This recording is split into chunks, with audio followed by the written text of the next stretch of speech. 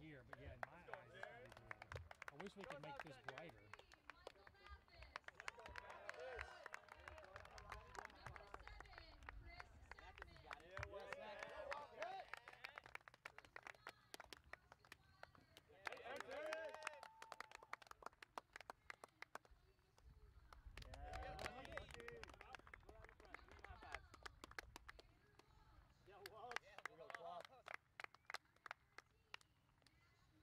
Yeah, Dash, here you go, baby.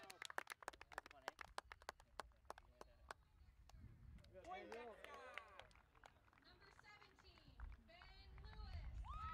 Walking out there now.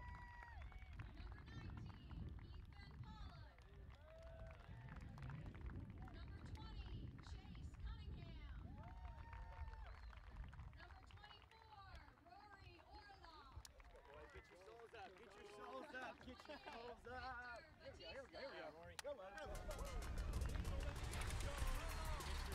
goes the top speed, lays out, makes the play. It's Cassidy and plays and scores.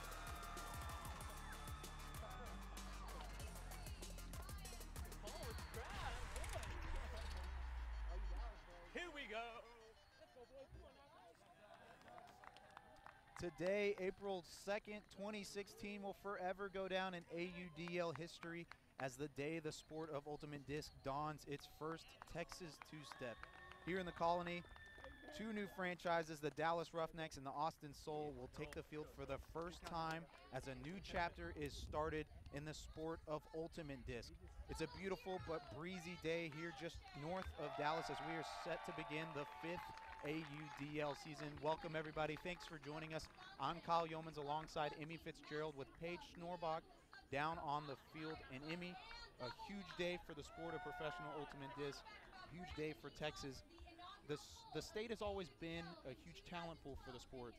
How important is it to not only get one team, but two new franchises to be able to come in here and grow the sport as a whole?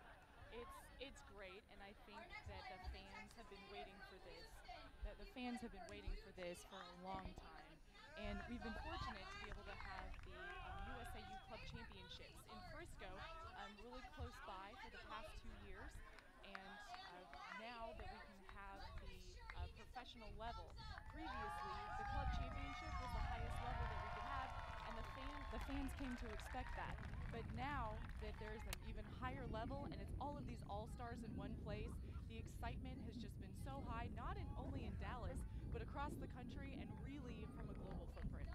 And also Dallas, as the franchise themselves, the Roughnecks, have done a really good job of bringing some ultimate talent into the Metroplex with additions like Bo Kittredge and Jimmy Mickle. How important is it for the team as a whole to be able to use that talent to their advantage, as they are already pretty much favorites in this AUDL season? Well, I know about a year ago, owner Jim Garansher told me, I'm going to go get these guys because I want to win the title. And that is a very, very lofty statement, and something that these players will, they will take, they will shrug at a little bit, but at the same time, they're here and they're determined. They've moved to Dallas to be able to just do this for the city and for the sport. We're just trying to grow the sport of Ultimate even more, and it's just so neat to see all these talented players on one field. And this team on the other side, the Austin Soul, coming in here, it's a new rivalry game, maybe kindle a little bit of a fire. These guys, a lot of these guys are local on the Soul side. How important is it for them to be able to come in here confident, even though they're coming up against some tough competition in the Roughnecks? It's not over until it's over. There's a reason why they play the games. How important is it for them to come in and start off early? Absolutely. Well, earlier in warm-ups, assistant coach Ryan Purcell said, we want to hustle. We want to hustle. Don't be a hero, be a hustler. And the Austin Soul have a lot of athletes that they can really bring to the table, a lot of size and speed that they're really going to count on in this game. And even though they're the, quote, underdogs, they are a stacked roster filled with really talented players who have played with a lot of the Dallas players as well on Austin Double Wide, on HIP, through different college teams.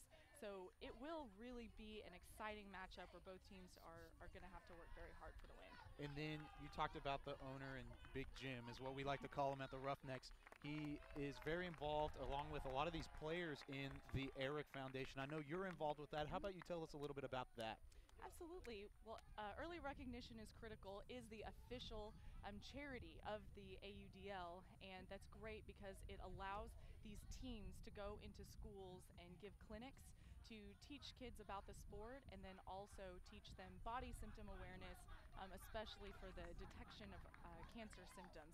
You know, if you can detect cancer early, then you have a fighting chance of beating it. And that just goes so hand in hand with the sport of ultimate, never giving up, having that integrity, speaking up for yourself.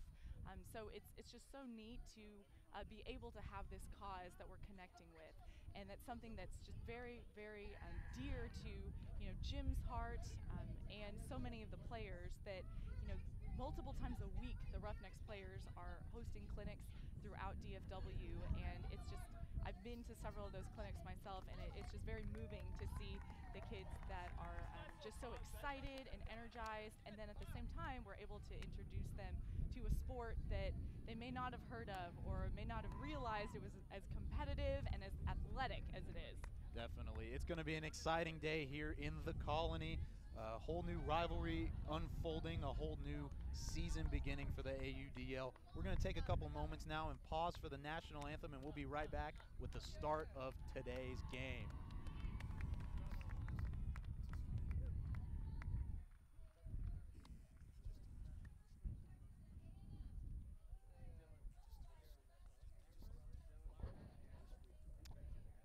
So I think in advance of the national anthem, the players are being announced on the field. So currently Dalton Smith was just announced. You see Brandon Malachek in the foreground there.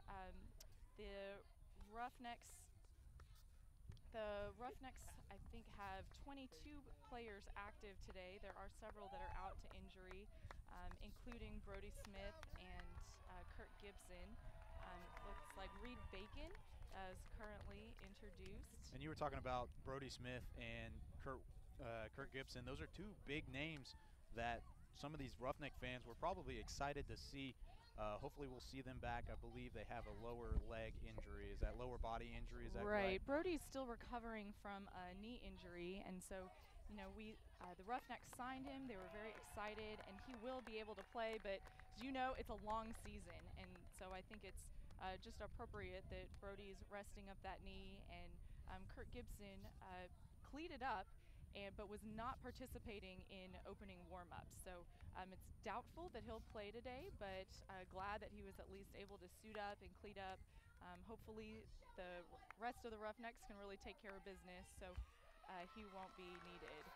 And then at the top of the Roughnecks roster and the top of their popularity is, of course, Bo Kittredge, the captain of the team, the two-time reigning MVP of the AUDL. Definitely a big name. How important is it for him to come off strong today? He ended up last season with a little bit of injury troubles. He's definitely not the youngest guy out on the field, so how important is it for him to get off to a hot start, Emmy? Bo has been looking great in practice, and not only is he, you know, clearly an athletic threat, he is also the captain of the team, and so his leadership is really crucial. You know, it's really exciting that there's so many players on this Roughnecks team from just all over the place, but the big question is chemistry. Can they bring that together? And so we'll really need those heart leaders from Matt Costello, Jimmy Mickle, and Bo Kittredge.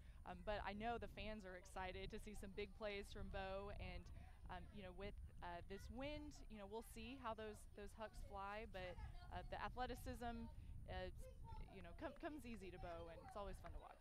You're talking about the wind. That will definitely play a factor. It's not blowing as hard as it was previous to the opening lineups, but you never know with the opening pool how much that's going to affect the play. What do you expect from the teams in terms of gameplay in order to adjust to this wind?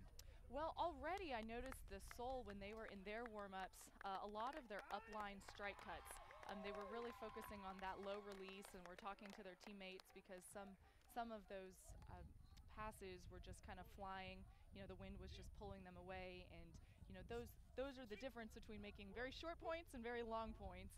And from a fatigue standpoint, I think they would definitely prefer the shorter points, but. Thankfully, guys at this level, they're used to playing in wind, and I think they prepared for it, so it'll be really interesting to see how they adjust to that. Very exciting today. A lot of beautiful weather so far. The wind is really the only problem with the entire day so far. A good crowd on hand for the first ever game here in Dallas for Pro Ultimate Frisbee. The AUDL, I know, is excited for their chance to have two Texas teams playing each other for the opening day. What other things for today are you looking forward to? What other factors are you looking forward to today? I'm really looking forward to seeing the Roughnecks offense come together. A lot of their players come from just a lot of different philosophies of playing. Dylan Freechild hasn't played with the rest of the team except for Bo and Jimmy with the team Eric that played at Manila Spirits. And you know, as a handler, he controls a lot of that offense and is also very integral of kind of keeping the offense flowing. More chemistry is required with that. So I think you know it'll just be really neat to see that come together and how they stack up against the Soul. You could have all of the hype in the world. We've had all of these articles written about the Roughnecks, but once that first poll comes up, you have to really check it out. And we'll take a moment here and pause for the national anthem. We'll be right back with more.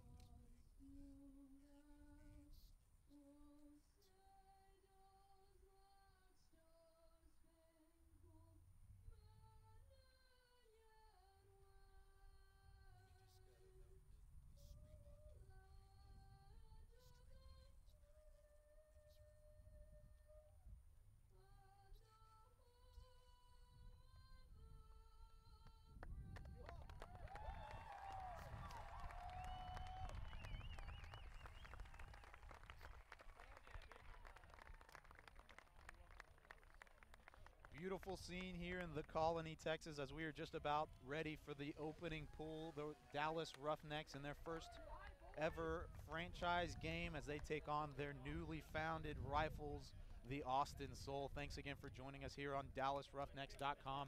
A great crowd on hand. More still filing in, a big line at the check-in. It's a good sight if you're an Ultimate Frisbee fan or just a sports fan in general. We thank you for joining us here. Amy, what else are you looking forward to? It's all around exciting day. It's opening day. There's so many questions that need to be answered and that will be answered in the next couple hours of game time. Well, and I think especially those who are new to the AUDL, which most of our Dallas and Austin fans are, so shout out to all of the Dallas and Austin fans who couldn't make it out to the Colony today. Thank you guys for tuning in. But you know, I wanted to point out just a few things that are different about AUDL. The size, the regulation field is different. So regulation field is 80 yards by 53.5 yards, and the end zones are 20 yards deep. So, you know, a little bit larger than Ultimate. The stall count is 7 seconds rather than 10 seconds, and the official is the one that's actually counting that. So when someone's on defense, they're marking the thrower. They really shouldn't audibly stall count because they're giving an unfair advantage over to the thrower. And some other differences, obviously we have officials, so there's a yardage penalty whenever there is a foul or travel can result in a turnover rather than just receiving the disc again. But I think we're going to go to Paige, who's standing by with Mike Nattenberg, the coach of the Austin Soul. That's good. I'm here with Austin Soul coach Mike Nattenberg. Coach, is your team ready for this first game? Yeah, we're nice and loose. I think we're as prepared as we're going to be this early in the season, but yeah, we're looking forward to it. What's the mood of your team going in? Thankfully loose. Hopefully we come out and we're going to show that we're not tight here, and yeah, we're feeling confident. All right, thank you so much. Good luck, coach. Back to you, Kyle.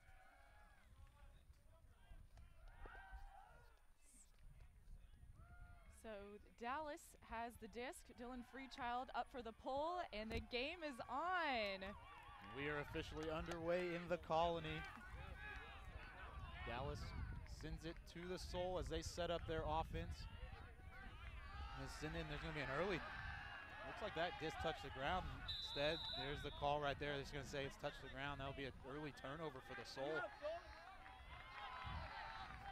It's that squirrely wind, and I'm sure there are a lot of nerves right now as well. Everyone's just been so anxious for that moment.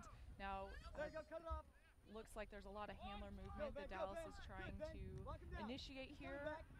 Yeah, Freechild's going to hand it off to Larberg. Just dumping it back and forth right now, trying to get someone open downfield, trying to work it around that far sideline, sending it deep in the back of the end zone. He's going to lay out, and he won't be able to make the catch.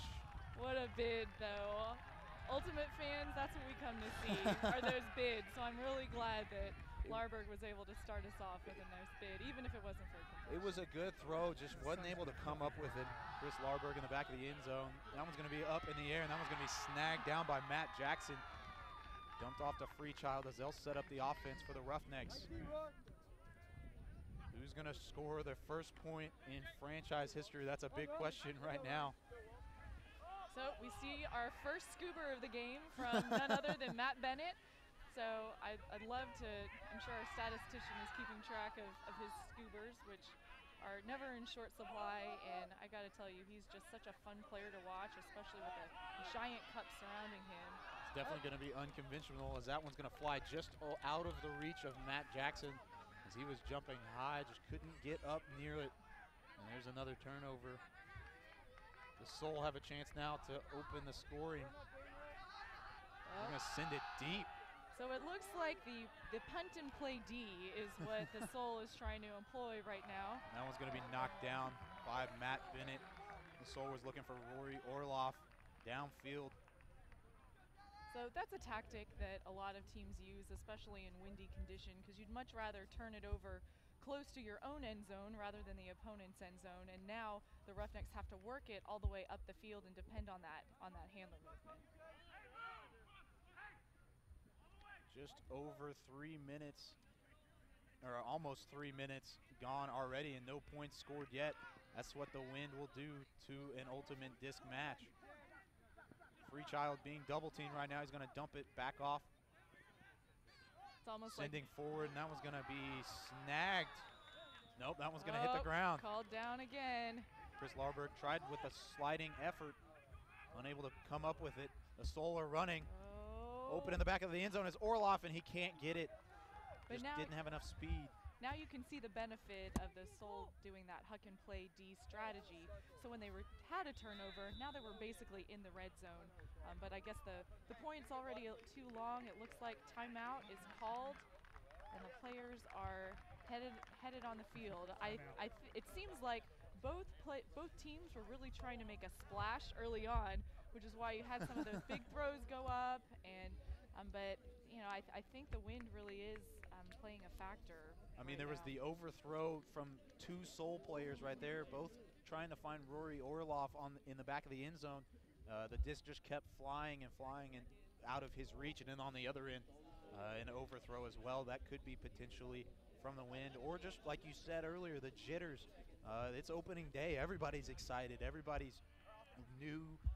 Like you said, there's a lot of new players to the AUDL, and it's a different style of play. It's the best players in the world out here on the field today. And Not yet, anytime you're starting a game, you want to be the first team to score. Some people have superstitions about if you're the first team to score, does that mean you're going to win? Or if you take half, what does that mean? But bottom line, you want to start with that momentum and really continue it. But now it looks like the Soul are going to trap Brandon Malachek at the double team in the corner there of the end zone, while the Roughnecks really have the field spread out. And Jimmy Mickle is poached. So we'll see if he signals that, and if Chris Sackman is far off enough. Yeah, so basically a whole new team out on the field for the Roughnecks. Both Bo Kittredge and Jimmy Mickle are in the game, along with Matt Costello and Ben Laurie. They're gonna work it up to Mickle. Look for a long throw right here. No pressure on him, which is kind of interesting to me. There's the pressure now after a little bit of a stall. It looked like they started with that double team. They had to really play in the lanes and have that poach D, but as a result, somebody's always open. And there's Bo Kittredge going deep down the field. He's got a man on him. He's going to go up, and he's going to knock it down. Just couldn't keep his hand on the disc. The hats go flying, the bodies go flying, and the disc falls safely to the ground. And the Soul going to send it the other way, trying to make a splash and just out of the reach. That one was looking for Chase Cunningham. Just a little bit out of reach. The Roughnecks setting up their offense on the near sideline. Gonna be dumped off. As he finds Rasmussen for Bo in the back of the end zone. Bo Kittredge tips it, and he holds onto it for the first goal in Dallas Roughnecks history. None other than Bo Kittredge. So you have that revolver connection, and the second Rasmussen caught that disc in power position, and you see Bo charging towards the end zone, it was over. And that is what their relationship has been on the field, and that connection. In fact, they were roommates before Bo moved to Dallas. So they're very familiar with each other, and it just seems fitting that Bo would score that bobbling catch to be the first point of the game. How exciting. First point in franchise history for the Dallas Roughnecks goes to Bo Kittredge. And of course, it was assisted by Cassidy Rasmussen, his teammate from the San Jose Spiders, winning back-to-back championships before they decided to come team up in Dallas. That's what the fans paid to come see. That's what everybody wanted to see, was that connection. They are not disappointed. And you could see a bit of defeat in the Soul, but I mean, this is a long game, and I think it's very important for both teams to really stay on their heels. That pole sailing out of bounds on the home side there. But it's a long game, and you have to shake it off either way. I mean, you see two players from the Soul and Roughnecks even hugging each other on the field. I mean, that's how much these guys already know each other. They're just so used to playing with each other, so playing against each other is just another interesting dynamic. A little bit more lateral movement coming from the Soul as they're finally sending it up. D what a almost. bid by Dalton Smith. This one's going to go up in the end zone, and that one's going to be snagged for the Austin Soul's first point.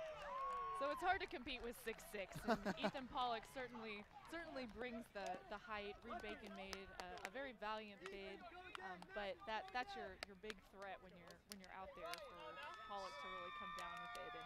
So after having the first point take 4 minutes and 13 seconds, the second point takes just a little bit over 10 seconds. And the Soul are right back in it as we are tied at 1. Just Pollock being able to leap up over the defense. Almost not even close. Right. And just like Cassidy and Bo really had that connection, on the other side of the disc, that double wide connection there where that existing chemistry. So it's now you can see a little more pep in their step, and but that just gives the Roughnecks offense opportunity to work it out more. So it looks more similar to our starting lineup. The super long point. So the Roughnecks have it again. Kittredge has it after falling over a little bit. Gonna send it upfield, and a nice little effort there by Rasmussen. He's gonna send it deep, looking for Mickle in the end zone. There it is. Jimmy Mickle gets his first goal of the season. A beautiful throw, beautiful huck from Rasmussen. He has such a quick, smooth release, and his throws are always so flat as well, and I think that is just a real advantage, especially, the wind, I think now it seems it's died down since the beginning of the game anyway, but he was really able to lead Jimmy just so well, and Jimmy was closely guarded by TCU double-wide standout Michael Mathis, but thankfully Jimmy was aware of his surroundings, was able to jump into the end zone for that score. Beautiful play, beautiful hug. Beautiful reception in the end zone by Jimmy Mickle makes it a 2-1 lead for the Dallas Roughnecks as they get ready to pull. Gonna send it deep. See what the Soul try to do. That one's gonna take a huge bounce. Rolling out of bounds. And out of the fencing also. Out of the fence. So new game disc coming on the field. But even so, the Soul had to take it in the back of their end zone. There's a turnover. And turned it over. Huge advantage for the Roughnecks. Now there appears to be some discussion with the official, but so now the disc is going back to the Soul. Looks like it's going to be a foul called on the Roughnecks.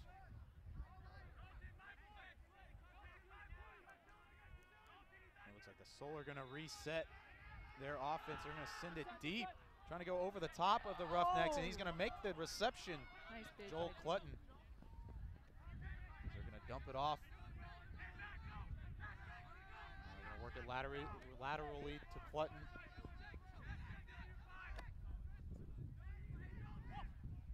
Soul trying to tie it back up at 2. Roughnecks unable to catch that break in the back of the end zone. And it's going to send it forward. Back to Clutton. Soul really using the break side.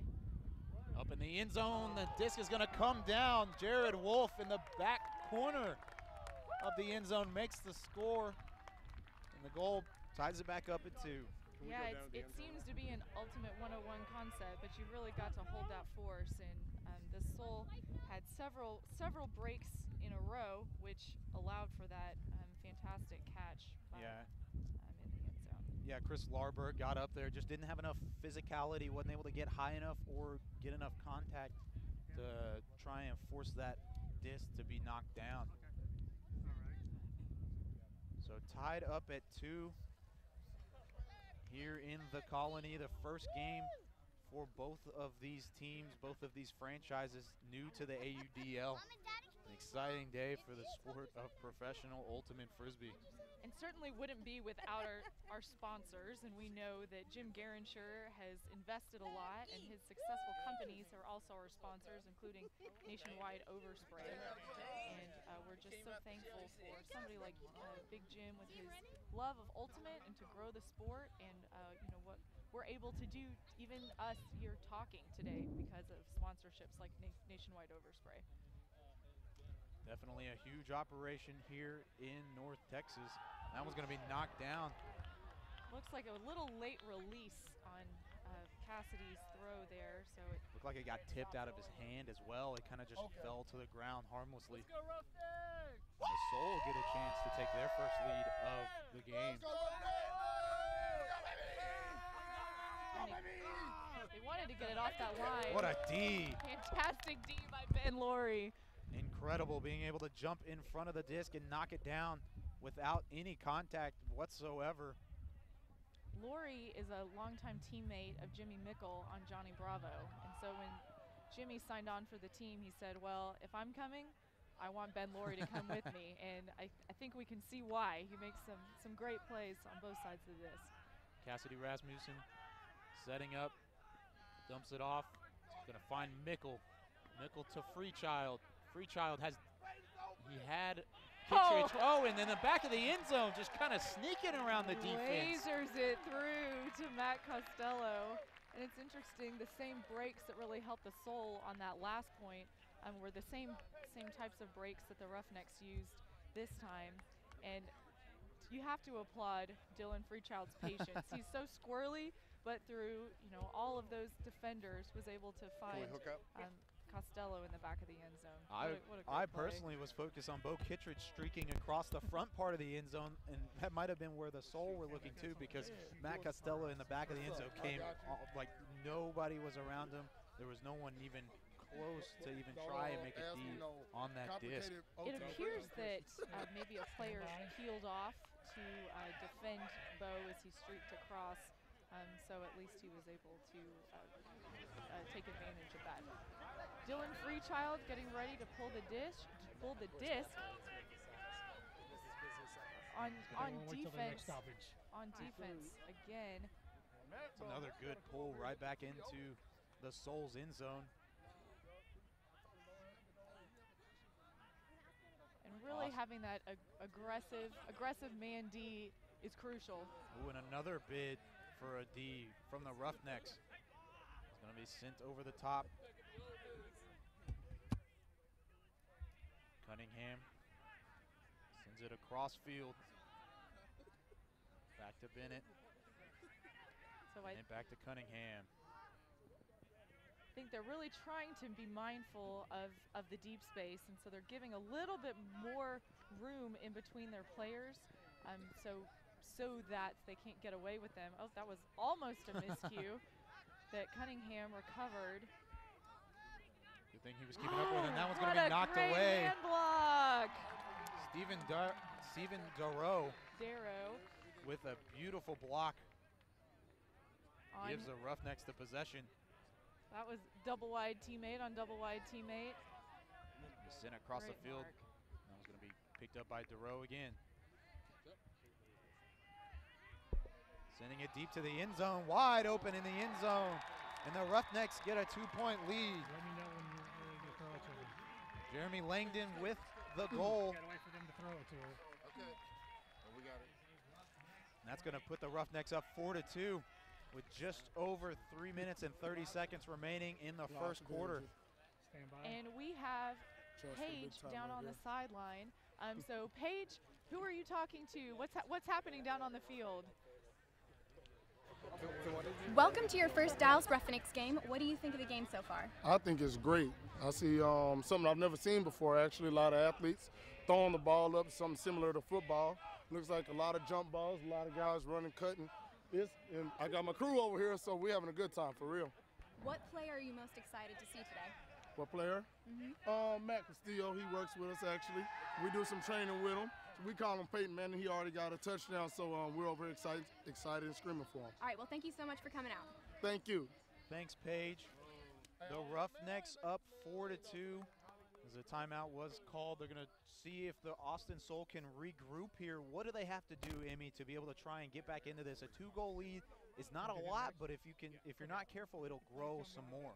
This is where the separation happens. So if Dallas can get another break here, then that puts the Soul in a really rough position. But again, we're still in the first quarter, so I think the basics here is the Roughnecks are coming out to make very athletic defensive plays. They are not going to let the Soul just make completions. We've already seen all of the defensive bids, even that the Soul have battled through and did complete, but they will have to keep their eye on the disc the entire time, step out with that release. The hand blocks there will really prove deadly. So the pressure is on the Soul offense right now. That pull kind of bobbling on the ground gives the Roughnecks more time to catch up to their defender. Now with that double team on Purcell, Bennett doing a good job sealing off Rory. He still gets the backhand off. Yeah, Cunningham with the disc right now. He's going to dump it back to Purcell. Purcell up the field. The Roughnecks, like you said, definitely being close, not giving any kind of space whatsoever on the defensive side. The Soul not having a whole lot of room to work. Kittredge marking right now. Back to Purcell. Purcell's going to send it deep. He's got an open receiver right there on the near side. That was Going to take his time. Kind of had a chance there with Ben Lewis with the disc as he's going to send it over back to Cunningham. That was a good seal from Dan Emmons, so I think he was baiting it a little bit, but Purcell caught on and held on to that possession. Purcell with it again. He's going to send it back to Cunningham. A far side just above the Roughnecks logo. Going to switch field back to Purcell.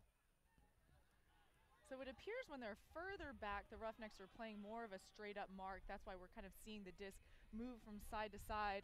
And there's a diving D and a knockdown for the Roughnecks. Dylan Larberg, they're going to call a foul. Said there was a push contact on the thrower. Oh, unfortunate. What a play by Dylan Larberg to be able to come out of nowhere. Just like a flash of lightning. It's going to be over the top, snagged out of the air. Soul still alive on this point, and there is their third of the game. The assist coming from Jared Wolf as he finds Andrew Walsh in the front of the end zone to make it a one-goal game again. If we look at the replay right here, just went over the top. Really no one around. Kittredge was trying to make a D on that, just unable to get there in time. And I think the way the defense was working, that upside-down throw was his best option. And when you're playing on defense, those are the types of throws that you let off. They're lower percentage completion throws. So if you're a defender, you'd much rather them make that kind of attempt because it's less likely to work than an easy forehand or getting broken around. But at the same time, still unfortunate. However, the Soul really got made that offensive play that they needed. So now we have a one-point game. Yeah, you talked about it before the last pool, as this one's going to be sent into the Roughnecks red zone. Dallas looking to bust it open. Mickle going deep downfield for Rasmussen. Goes up and makes the catch in the end zone. And there is probably your longest goal of the game, thanks to Jimmy Mickle. And Jimmy is a fantastic thrower. He puts so much power behind his throw. And while Rasmussen is really known as a great handler, I think sometimes people discount just how athletic he is too. But it was almost like this was a called play because he just streaked deep as soon as Mickle was placed in that power position. So that was done a really good job taking advantage of that opportunity there. So the pull now having the Roughnecks up 5-3 after the quick point from Mickle and Rasmussen. A minute and 40 seconds exactly remaining in the first quarter. Matt Bennett with the pull. So Matt Bennett on the Roughnecks, and then 0-0 on the Soul is Mitchell Bennett, his younger brother. So not only are they rivals in the pro leagues, they're also college rivals. Mitchell Bennett at the University of Texas and Matt Bennett as a Texas A&M graduate. That's probably an interesting Thanksgiving table right there. Right. With those two. Purcell's going to send this one deep, just no one around. It seemed to be a little bit of a missed time. It was almost that Dan Emmons read that disc, knew it was coming, but Chase Cunningham, I don't think was anticipating that deep shot right away. Roughnecks with a chance to make it a 3-goal lead. If you're being too over, go a little bit above that, then you'll be good. Roughnecks doing a good job spreading the field, giving that deep option just so that we can open up some space in the middle here.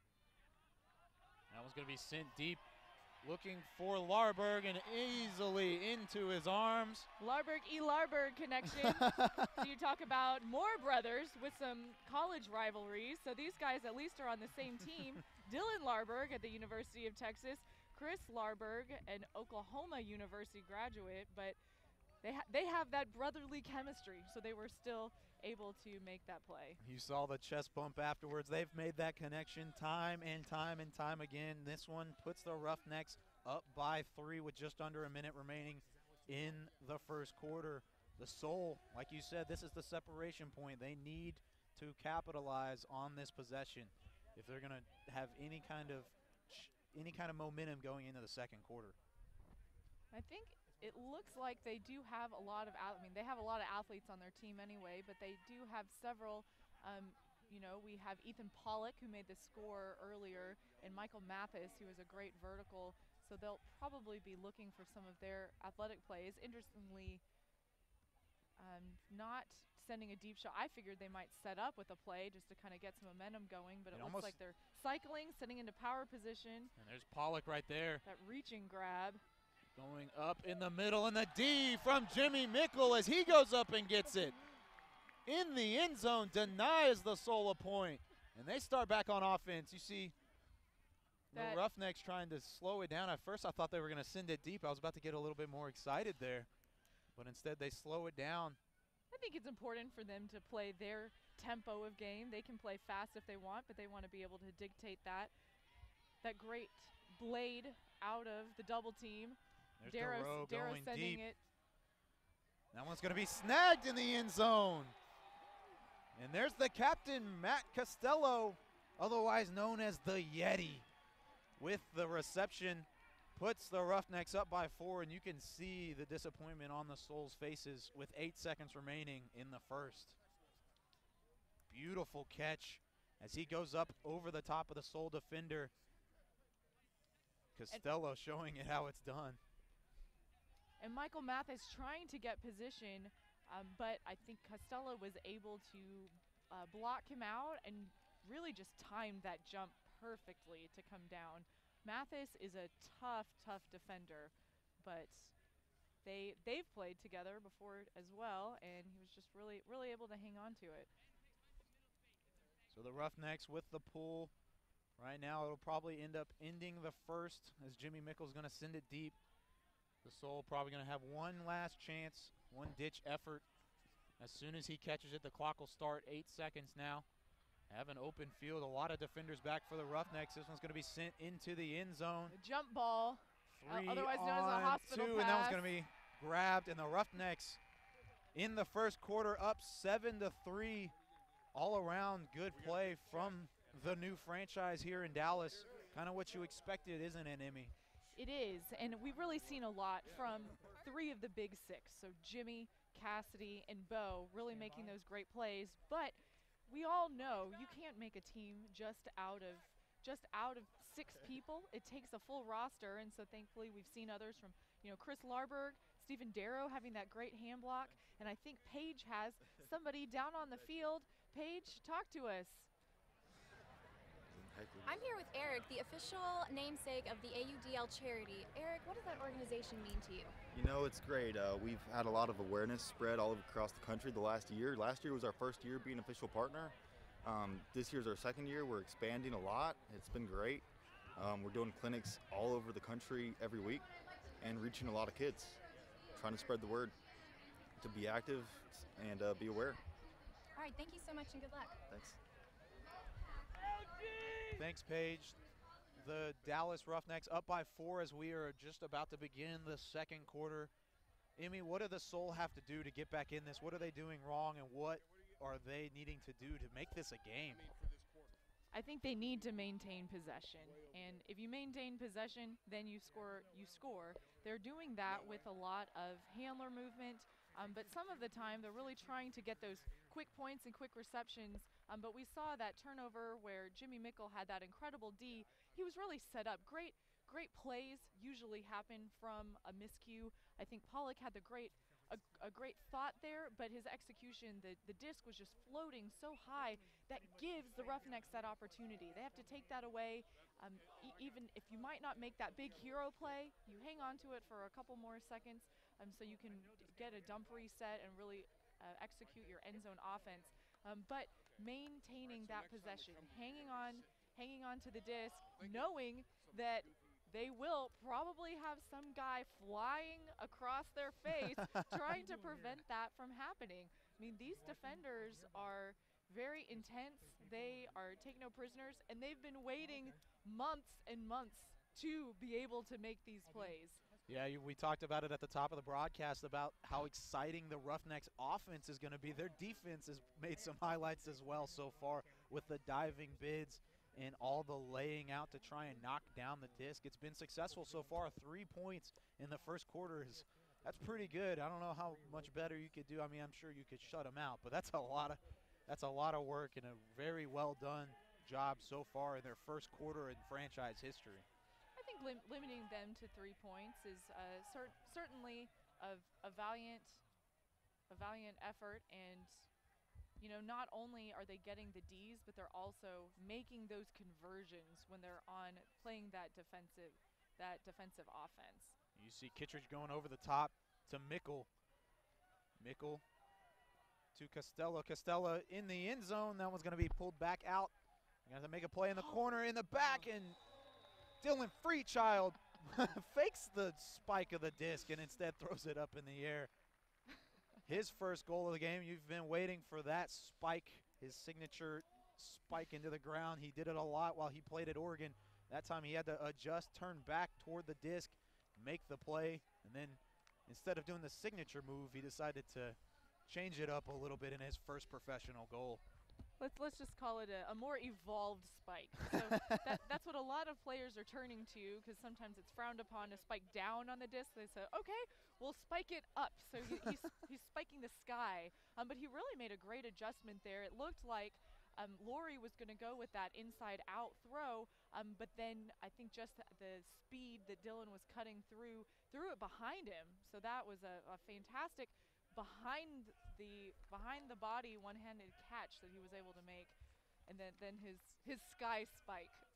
You heard it here, folks. Ted Barnett with the pull, and the Soul down by 5, looking at a bigger deficit if they can't take advantage of this possession. Purcell with it, sending it back, a low throw. Corral in the middle, just on top of the logo. Sending it back. Dalton Smith very, very close right there. A huge D effort right there, just wasn't able to get in front of it. Looks like they have a backhand force, really forcing that sideline. So Purcell the down lefty. to Bennett. And then, like you said, the lefty right on the edge of this near sideline, able to get around the defender, use the sideline to his advantage. And Mitchell Bennett all the way down the field with the easy reception in the back of the end zone. That's exactly what the Soul need, though. That's what the doctor ordered, I guess, is the saying for that. It is. It is what the doctor ordered. And, you know, the benefit of forcing that sideline, you have so much less space to be able to work, unless you're a lefty and you can really open that up and you have somebody just streaking to the end zone. It didn't look like the defender defense was really able to get to the far side in time to be able to capture. The sun going down just on the horizon. Roughnecks up by 4 now after the Bennett score in the back of the end zone. Purcell with the assist, and the Soul will pull. It's going to be Hillis sending it deep. Roughnecks with a lot of the same offense out on the field. Going to be sent back to Rasmussen. Freechild with the snag over the diving Soul defender. That was Lucky Masola. It's going to be Jimmy Mickle on the far side, sending it to Kittredge in the end zone, and there's another score for Bo Kittredge, the 2-time MVP, showing why. When they say, I woke up this way, Bo woke up this way. Ready to get those running to the back of the end zone. He didn't have that much separation, but you can see right his last 3 steps is what he gains. Usually he can get that separation up at the front, but he also just has this incredible closing speed, and he's just very long. And in case he needed to leave his feet and have that extension. One of the longest, one of the tallest players on the field, maybe the only one that's a little bit longer than him would be Ethan Pollock. It's a close race in that regard, though. Nonetheless, the Roughnecks up by 5 now with 10:50 remaining in the first half. We are just about to get ready for the pull. Looks like Dylan Freechild is going to be the one to send it deep. Floating pull. Yeah, that's just going to sit down right on that far sideline. So the wind with the sun, as the sun has set, it seems like the wind has just pretty much died down. And Pollock and Cunningham. Cunningham comes up with that, goes over With the two Roughneck sandwich. defenders, comes up on his knees, and makes the play in the back of the end zone. Had Ben Lewis streaking open after Cunningham went up over the top of both Roughneck defenders and had the easy throw for the score. Quite the sky between Chris Larberg and Dan Emmons, and Chase Cunningham and Dan Emmons have been longtime double wide teammates, and after Chase made that great play on Dan, Dan gives him a big hug, threw his hat playfully, and just gave him a big high five. I mean, that's a heck of a play. Beautiful play as we're going to take it down on the field to Paige. What you got for us, Paige? I'm here with some Roughnecks fans who have just told me that I would look good with a mustache. True. What is with your mustaches? Oh, it's part of the bacon camp. We're big bacon fans. Who's bacon? Well, there's only one bacon. It's Reed Bacon. he's the bacon, yes. So you're his personal cheering squad. There's the I wouldn't say that thanks, I am Paige. special. Again, There's many great people work here down that on the field. There's The many Roughnecks people here trying to answer back. Their lead now back down to 4. I like those mustaches. I kind of Those want are to get one nice. of those, yeah. During the break, you could even hear fans chanting Jimmy Mickle. A lot of fun out here in the Colony. We are in overflow seating, so we had 400 bleachers brought in and installed here at the Colony 5-Star Sports Complex, but told the fans to bring chairs and blankets just in case, and we have well exceeded that 400 seat capacity, which you just couldn't ask for a better night to be out here. Ben Laurie catching the strike cut and the Yeah, back at the game, Bo Kittredge and the Roughnecks working the disc down the field quite methodically on this point. Back to Bo. Bo and Rasmussen in the backfield, handing it off to Mickle. Mickle fakes it to Bo instead, finds Laurie in the end zone, and that's going to be another goal. That looks like that was another red herring where Jim Bo with the strike cut really streaking towards the end zone, and that allowed Ben Laurie to really move forward with the disc. Another great play from the Roughnecks, doubles their lead as it is going to be 10-5 now. And we'd like to thank some more of our sponsors. Golden Ticket, they're the passport to sports for over 27 years. You can visit them at goldenticket.com. So thankful that we have them available. Drunken Donkey Bar and Grill, it's your neighborhood craft beer headquarters. They're just right around the corner. So I've been there a couple times. Got a pretty good selection. I highly recommend it for anybody that's in the area. Their food's not bad either. They have these sweet potato tater tots, this marshmallow dip. Oh, it's so good. That sounds so really good right now. I don't know if I want you to keep talking about that. The pool's going to go out of bounds on the near sideline, and the Soul will get a chance to answer their own. We'll see what they can do. Had some incredible play from Chase Cunningham on the last point. He's back out there as he's going to center the disc. Chase Cunningham is an athletic threat in his own right, but the Soul are using him as a handler in the back to the big. Oh, There's nice a lot of grab by contact, and he Mitchell was Bennett. still able to come out of it. Mitchell Bennett with a play. That was Almost- going to be sent across, and there's a score. A lot of defenders all on the Soul's bodies, but unable to come down with any of it are the Roughnecks, and instead, Joel Clutton will be in the back of the end zone as he was able to grab that disc and come down with it. Just working it up that force side. But it almost looked like Ted Barnett thought that the disc was going to go over, or Mitchell Bennett just timed that really well. I mean, Ted was all up in his business, but he said, no, this disc is mine.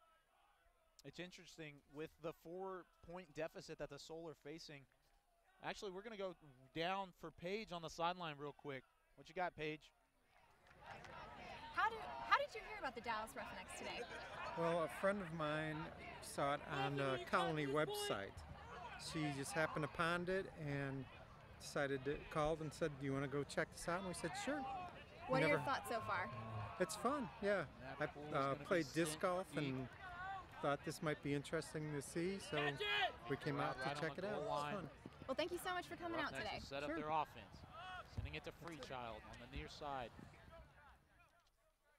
Ultimate is really a game of runs. So Dallas has had their runs, the Soul kind of intermittent runs, but a lot of players will say, okay, let's play a game to 3. Let's win this game to 3 and then worry about the next set. It's interesting. You don't really see a lot of that except maybe in basketball. Basketball might be the only other big sport of runs. Right, exactly. And so just like basketball, you could be up 15 points, 8 points, and say, okay, but you cannot stay comfortable with that.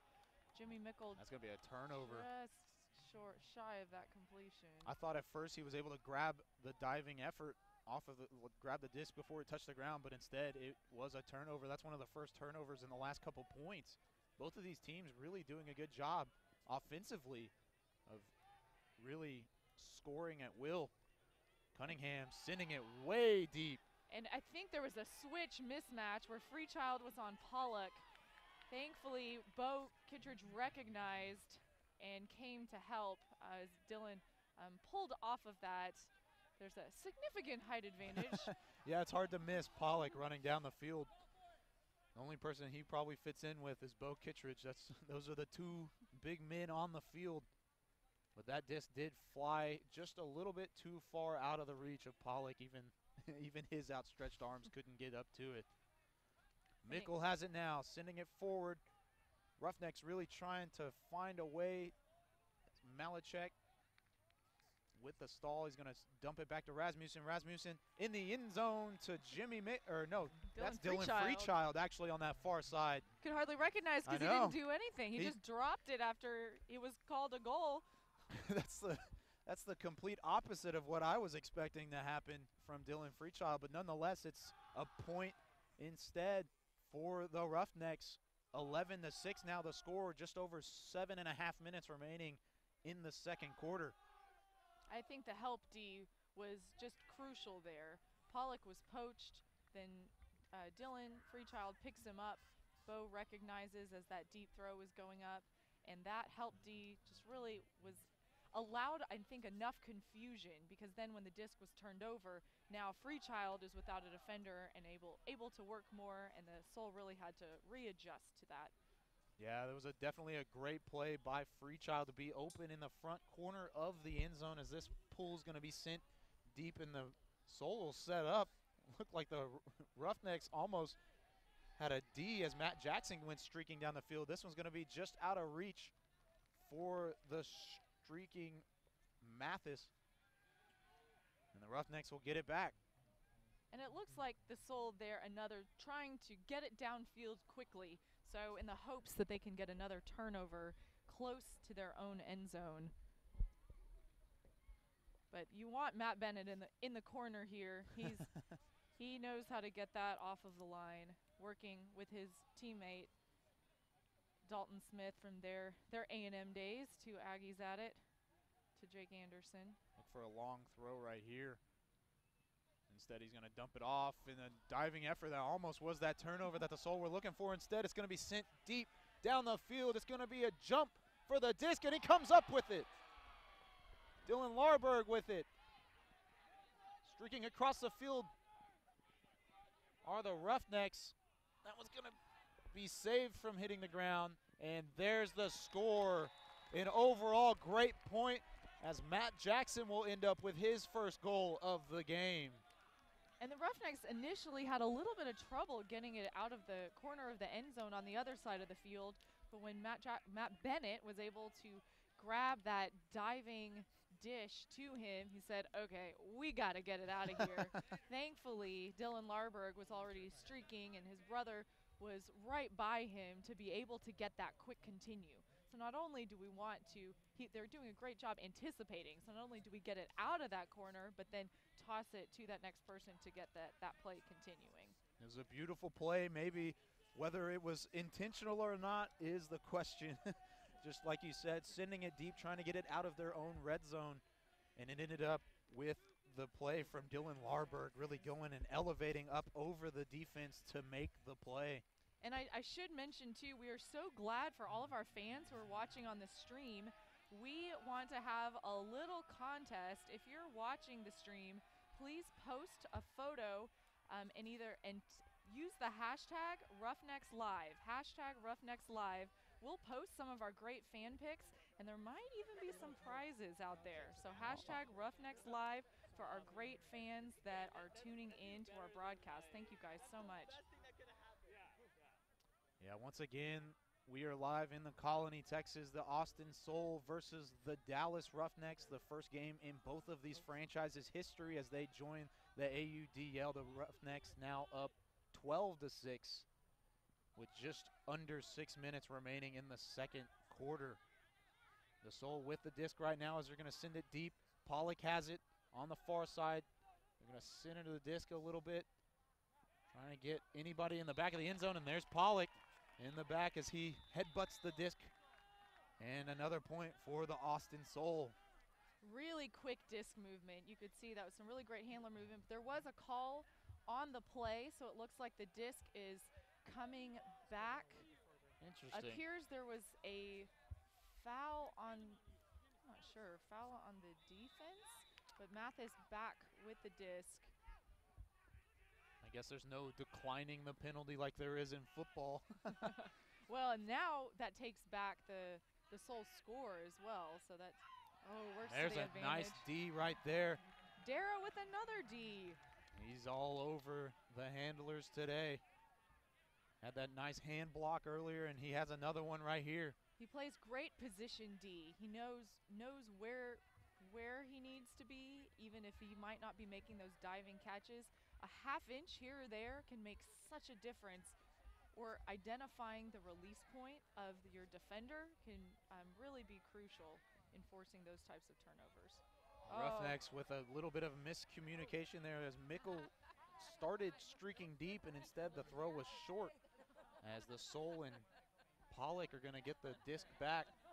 A chance to gain more ground and shrink this deficit. Hillis down to Pollock, and there's a D, and that one's going to be caught. What? An incredible play as that disc just flew all around, didn't touch everything but the ground, it seemed like. And Pollock ended up with the disc in the front part of the end zone for the goal. So I think there was a D by Langdon, then a bobble by Pollock, another dive on the ground. It appeared he had dropped it, but Hank hung on to it for that catch. That's saved so by fun the to watch. forearm. Saved by the forearm is right. Very long forearms, indeed. What a play by Pollock. That would have been a huge turnover. And instead, the Soul with the score. Keeping this game interesting. Eric Hillis really trying to take advantage of that height mismatch, and Pollock, having that great positioning. And that pull is going to be sent deep and corralled by the Roughnecks as they start their offensive chance. Rasmussen with the disc just underneath the Roughnecks logo. Sending it forward to Kittredge. Kittredge to Freechild. Freechild going to reset to Kittredge. Back across to Rasmussen. Rasmussen in the end zone. And there's another Roughnecks goal. What a great inside-out flick by Rasmussen.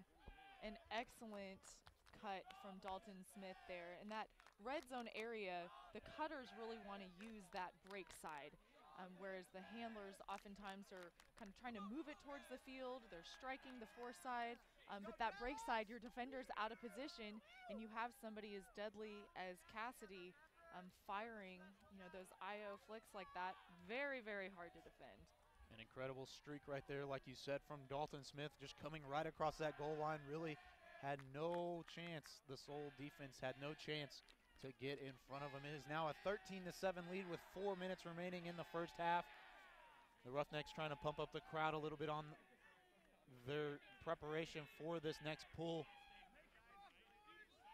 This is going to be sent deep into the center of the field. The Soul trying to get a little bit of a head start now. As Cunningham has it. Fakes deep. Instead puts it over the top to Bennett. Very, very hard mark taking away, but And there's the deep throw right there in the back of the end zone. Who's going to come up with it? And it's caught in the end zone by Andrew Walsh. Jake Anderson seemed to mistime the throw a little bit. He really got high up, but a little too early. So Walsh was really able to take advantage of that and had great positioning. But even that throw going up, Chase Cunningham had no defender. It seemed like there was some help D that was a little slow to react there. So Austin Soul really taking advantage of the opportunity that they received. And you've seen that it's kind of a trend now with Chase Cunningham really throwing that deep disc, trying to get it in the end zone as far away from their own red zone as possible. He's made a couple great throws. That one may have been the best of them so far.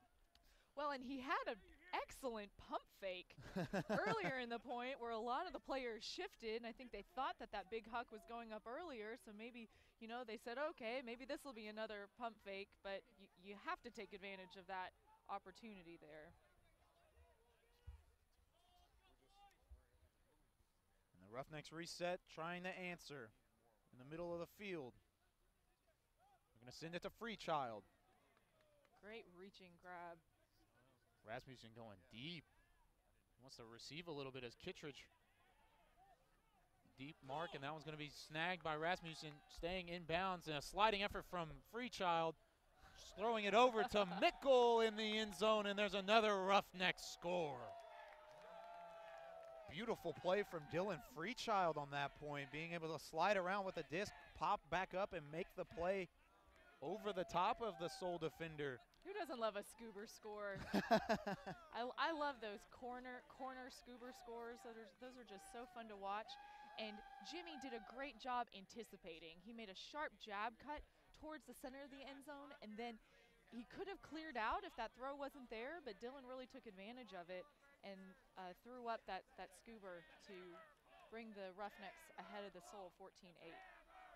Beautiful play from those two. Freechild is not the usual scuba. Usually it's Matt Bennett who's the one that's doing that, but instead he decided to take a page out of Matt's book and score with a scuba right there to make it 14-8 in favor of the Dallas Roughnecks. Oh, Dylan's squirrely too. Dylan loves he loves all scoobers, but mostly just keeping his defenders on their toes. You never know what to expect. Almost an unforced turnover as Cunningham had to lay out to grab that disc off of the pool.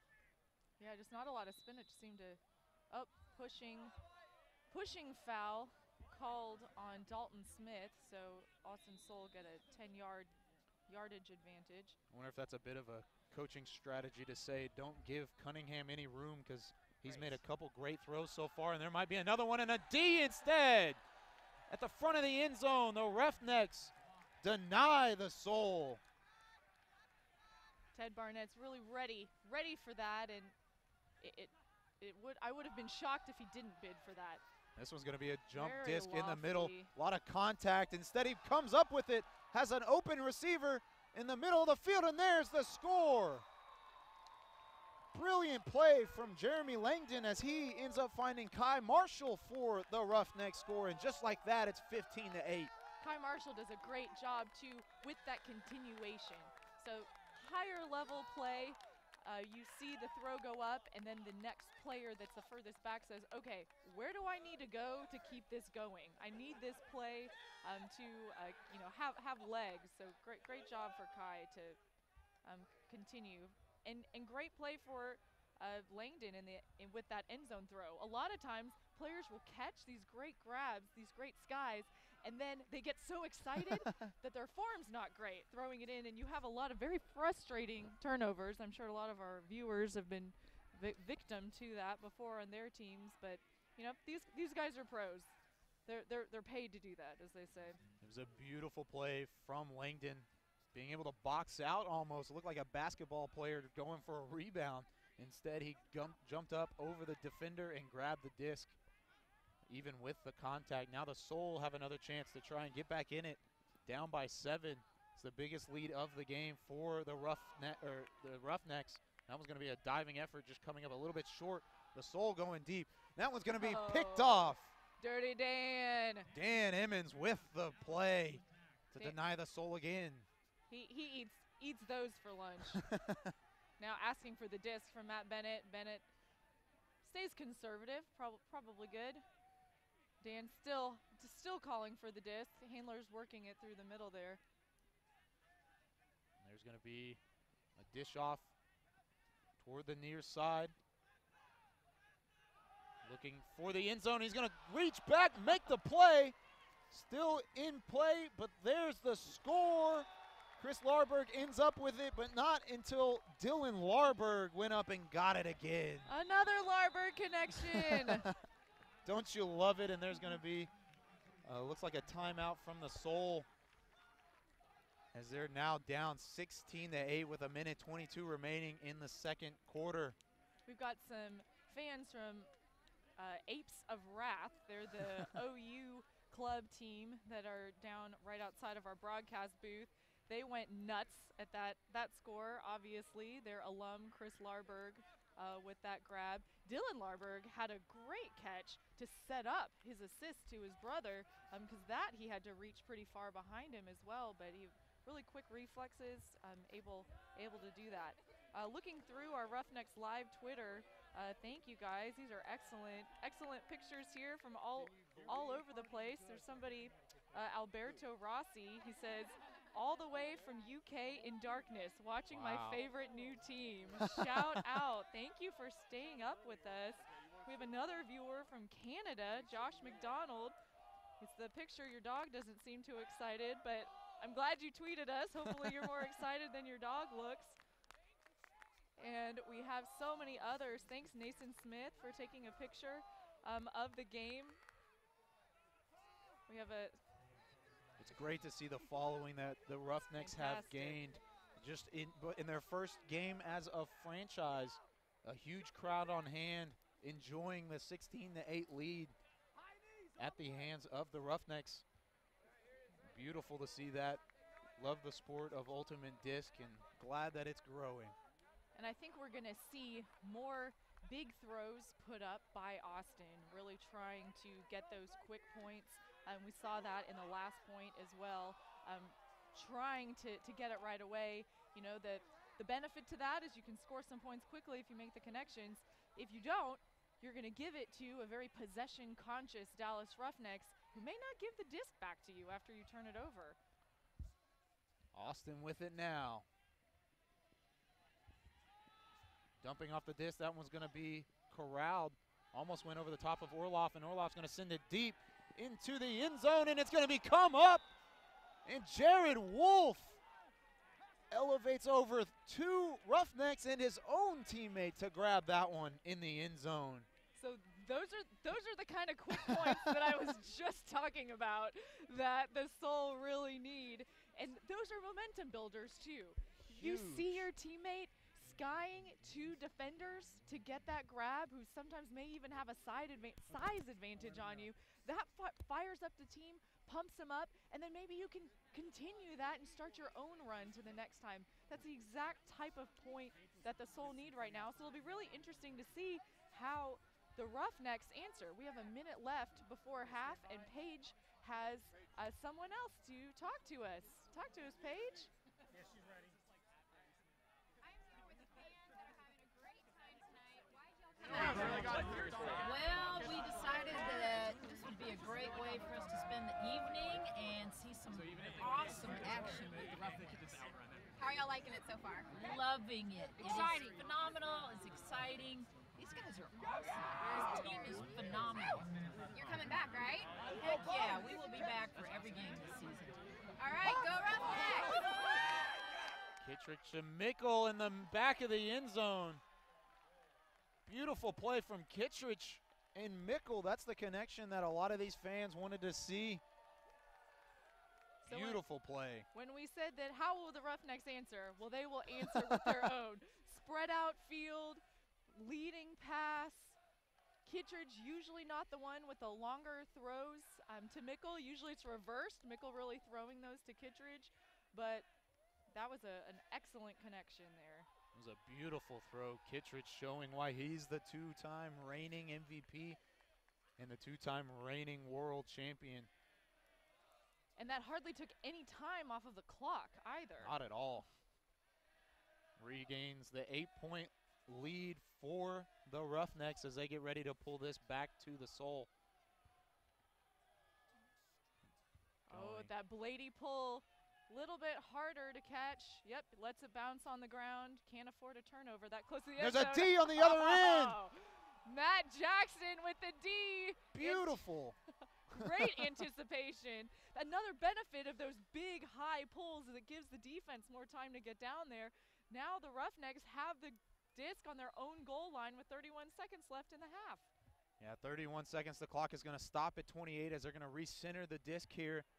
Huge opportunity for the Roughnecks to try and make this a 9-point advantage going into the halftime break. All around great play from the Roughnecks, being able to play defensively and offensively, and that one's going to be sent off to the side. And there it is again, the 18th goal of the game. This one goes to Dalton Smith in the front of the end zone for the Roughnecks. The A&M Buds connection. You knew as soon as he cut that way. Matt Bennett, I won't say there's no stopping. I won't say that, but it's hard to stop. It's hard to stop his strategic throws that he moves up. He's just creative. Matt Bennett has been described by numerous people as the most creative thrower in Ultimate. And I just can't wait throughout the season when we have a really windy game where he might have more of those opportunities to showcase. But it's just awesome.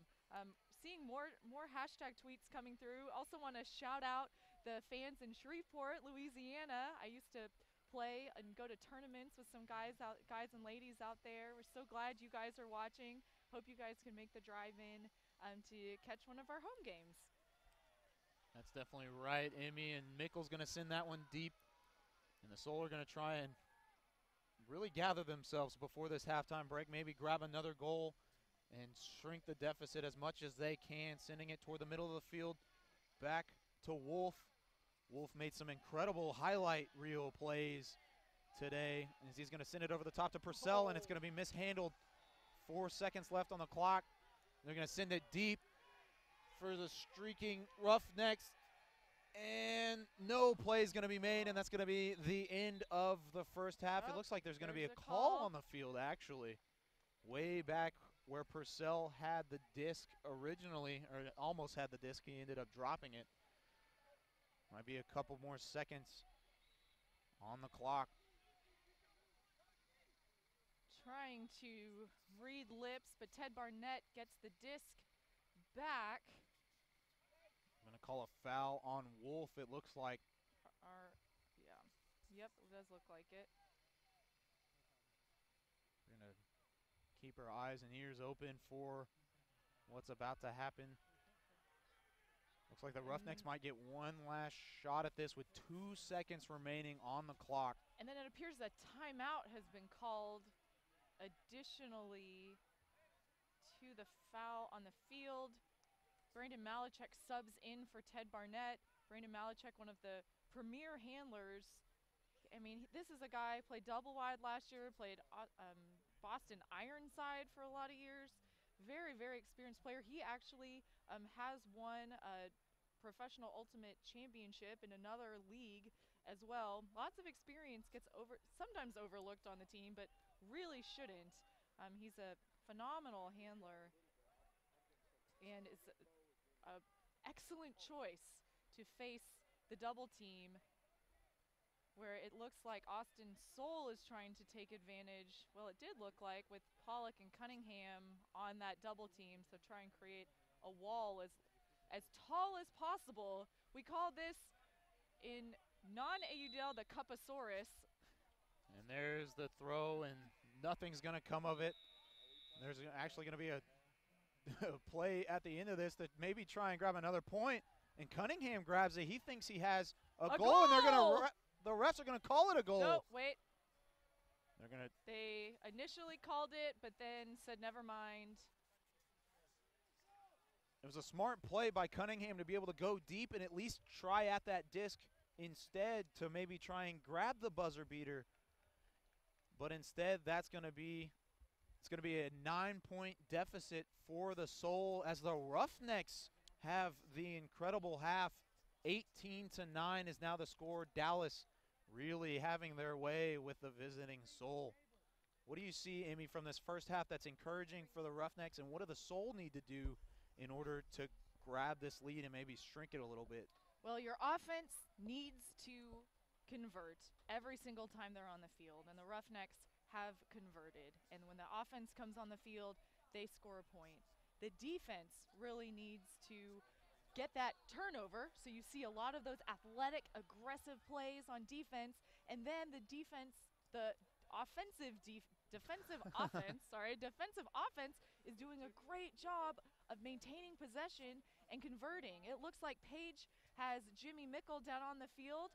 Paige, tell us, what does Jimmy think about the first half? Jimmy, your team's absolutely dominating this first half. How does that make you feel? Really good. It's an exciting first half. Still got another half left, so we're not going to get content, but good start. This is y'all's first game playing as the Dallas Roughnecks. What do y'all hope to accomplish going into the second half? I think if we keep playing composed like we did in the first half, first point was obviously had to get some jitters out, but hopefully keep the energy up and play with some same kind of desire that we did in the first. So I think just playing another half as good as that, and we'll go home happy. So. And what do you think about this crowd for a first game? It's really exciting. More than I expected. It's cool to see people here that have never been to an Ultimate game before. Get to get a chance to experience it, and hopefully we're putting on a show. So. All right, thank you and good luck. Thank you very much. Thank you, Paige and Jimmy. A beautiful play so far from the Roughnecks, 18-9. As we are now at the first half in franchise history, going exactly as planned. If you're a Roughnecks fan, not so much if you're the Soul. It's what you expected. It's what the Ultimate Disc world expected to see the Roughnecks play. What else are we expecting to see in the second half, Emmy? Well, I think especially for the Soul, they have an opportunity to really see how they work in adversity, see how they can work through that balance between trying to have those big, quick scores with maintaining possession, knowing that the Roughnecks' defensive offense probably isn't going to turn it over again.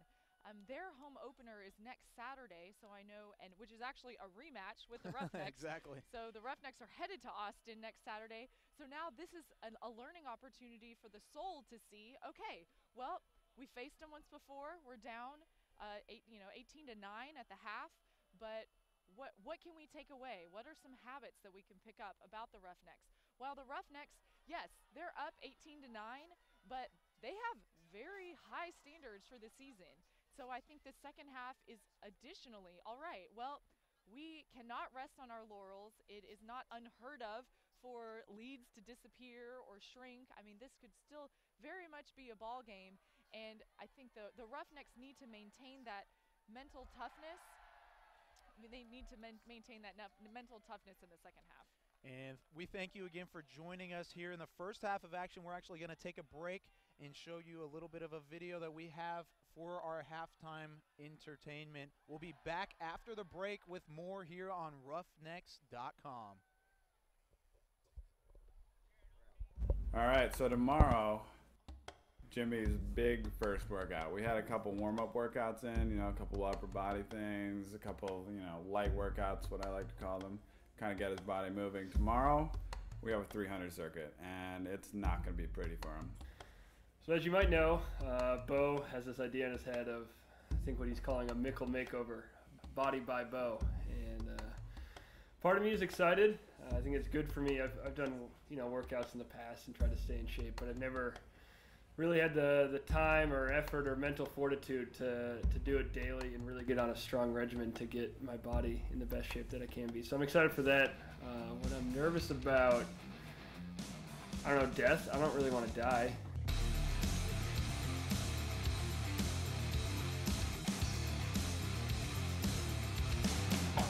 This is kind of like getting his blood back in his system before we shock it with some really difficult stuff.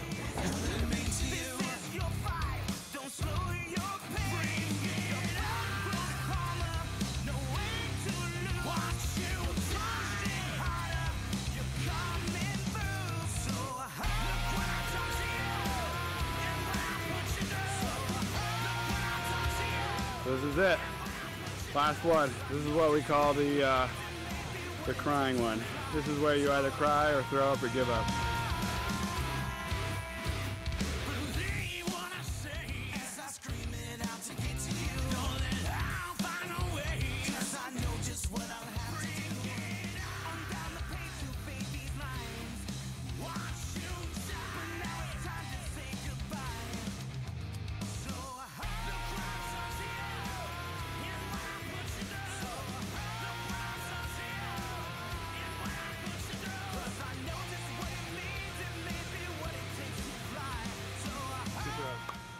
All right, so we got 20 throws. If you drop it, you have to do 10 push-ups or throw it away. The difference between a great ultimate team and an okay ultimate team is the ability to play through when pressure is on, you're tired, you're fatigued, and you don't make mental errors. This right here is all mental. We could do these throws no problem every single day, but we've done an entire workout, and now we're gonna try to do them. Now is when the difference is made. Now is the difference between us winning and us losing.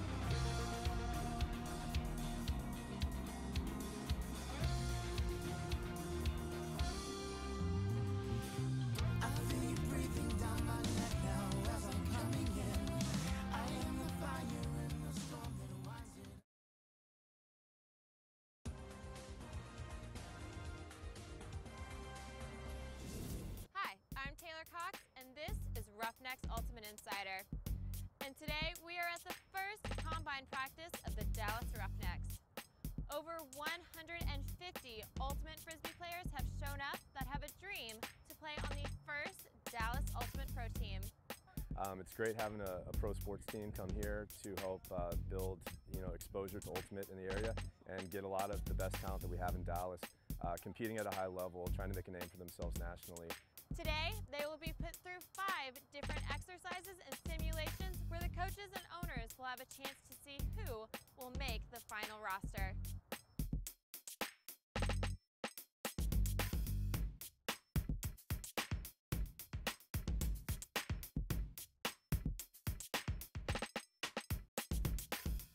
I think I saw a lot, and I know our coaches did. What we did is we just kind of had a little bit of a debrief. And again, this is a job interview, and that's what happens in job interviews. We talked about you guys, good or bad, but it's not the end. So what this means is we're going to now break in and actually play real Ultimate.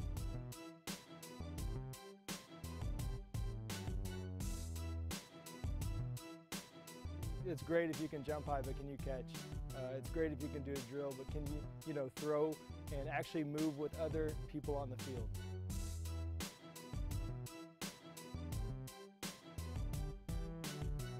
The day was filled with some exciting moments, and some undiscovered talent was definitely seen.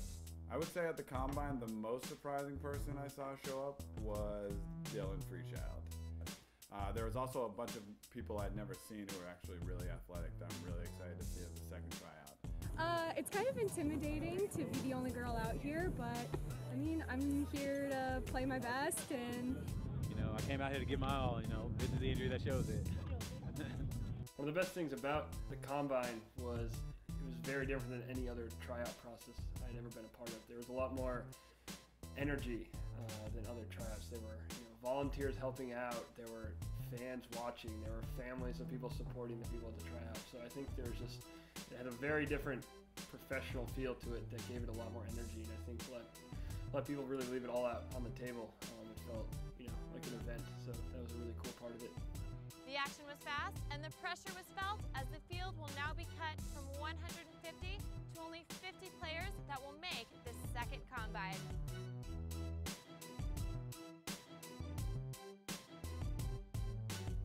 From 150 Ultimate players to 50, the field has definitely been narrowed down. Oh, we have a lot of people on the bubble, I gotta be honest with you. A lot of kids that are, between the age of 18 and 23 that are super excited to make the team, and not all of them are gonna be able to make it. But the main thing is we're gonna have a super good practice team, and every one of them will be probably Roughnecks in 2017. So. But today, the weather will also be a factor at nearly 35 degrees and a wind chill that cuts through your body.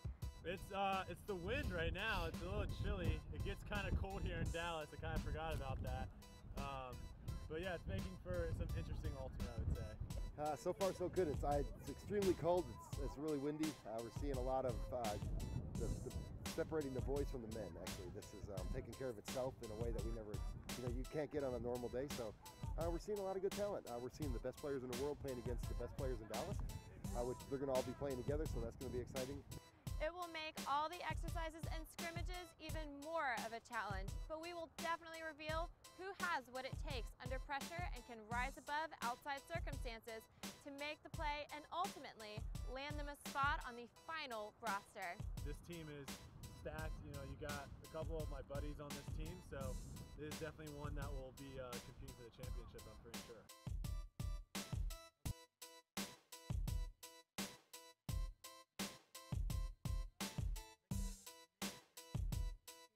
Good job, White. I think y'all went undefeated. B team went undefeated. Nice day. Really tough to play. Conditions are tough. No one's been cold in a while, or you haven't played with a lot of these guys. Definitely good work. Thanks for the positive attitude and staying with it. We are going to end now, so hopefully that doesn't anger anyone who wanted to go till 5. But really got a lot of good information. Despite, some people said, hey, well, I'm a great athlete, but I didn't get to show my stuff because of the wind. We got to see a lot.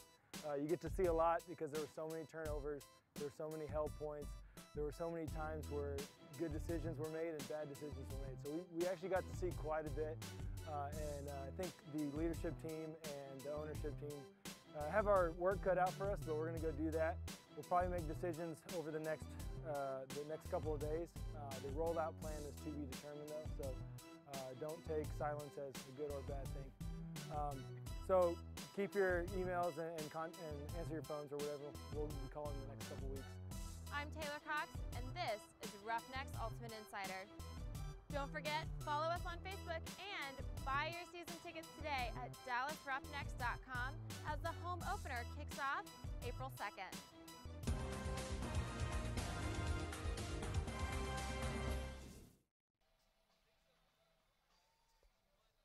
Welcome back to the Colony, Texas, where the Dallas Roughnecks are up 18-9 at halftime over the Austin Soul. Thanks again for joining us here on DallasRoughnecks.com. I'm Kyle Yeomans alongside Emmy Fitzgerald. And down on the field right now, we have our sideline reporter, Paige Schnorbach. Paige, what you got for us down there? I'm here with Julie Malachek, wife of Roughnecks player Brandon Malachek. What do you think of the game so far? It's really been a great game with a great turnout. I'm impressed seeing the two teams. They have so many players who've played together in the past, and so seeing them compete against each other is really fun to see what the matchups look like and how they interact. And who do we have here? This is our dog Fox, and he loves playing Frisbee too, actually. He was pretty jealous of the sideline of the halftime show dog. Is this how Brandon gets his practice in? Yeah, for sure. This dog can run forever, and so Brandon, of course, is a big thrower, so he can throw, and Fox will fetch almost anything. Well, we're glad to have you, and we're glad to have Brandon. Back to you, Kyle and Emmy. Thanks, Paige. And the Roughnecks up by 9 at the half, about as good as it can go offensively and defensively. Who stood out for you, Emmy? Who was some of the Roughnecks players that really played at the top of their game in the first game of the season? I think Cassidy Rasmussen did a great job from a handler and a cutter position. You saw him circulating the disc really well and then also going deep.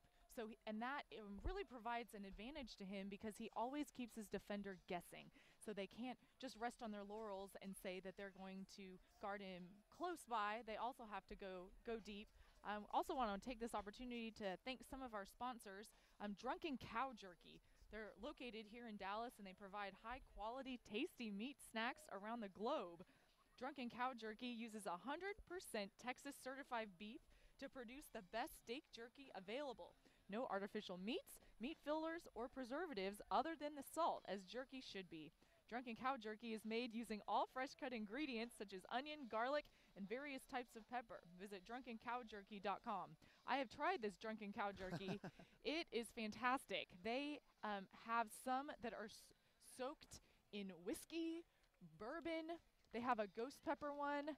I admittedly am a little bit of a wimp when it comes to the spiciness, but other people really, really like that ghost pepper ghost pepper jerky. So drunken cow jerky. Everybody check that out. That's awesome. I'll have to check that out as soon as I get down from this broadcasting stand. We're just minutes away from the start of the second half. But first, let's go check in with our Roughnecks insider.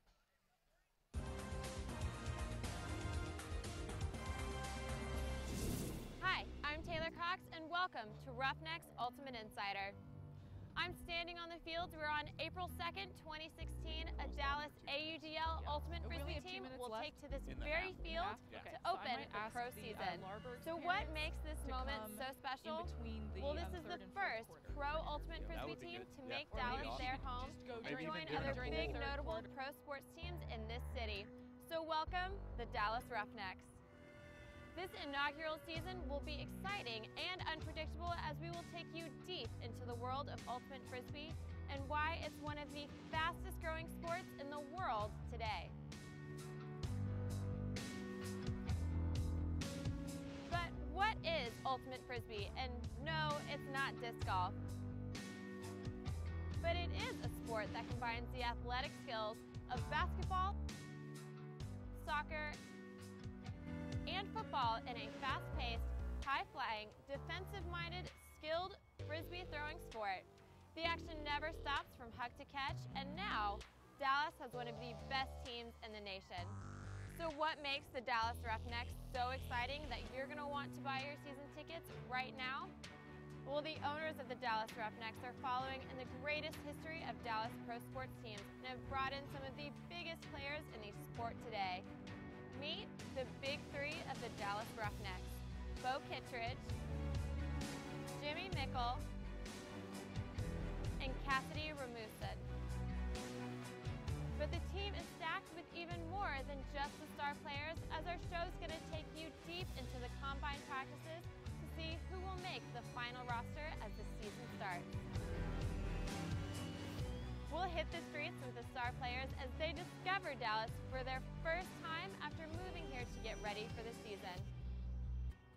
Go into a training session with the players and see what they are doing to get ready physically and mentally for the season.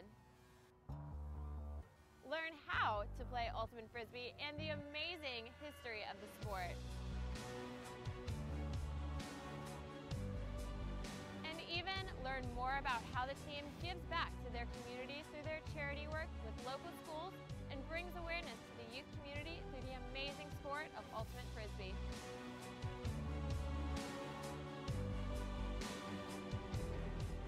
The season starts April 2nd with the first home game, and you have the chance to be part of the ultimate history in the making, as the Dallas Roughnecks look to bring home the 2016 AUDL Championship and their first season as a team.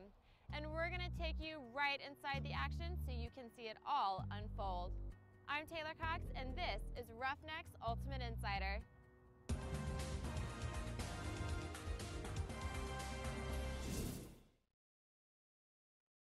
We're back here on DallasRoughnecks.com. Thanks for tuning in. Right now on the sideline, we have our sideline reporter, Paige Schnorbach, down with Dylan Freechild.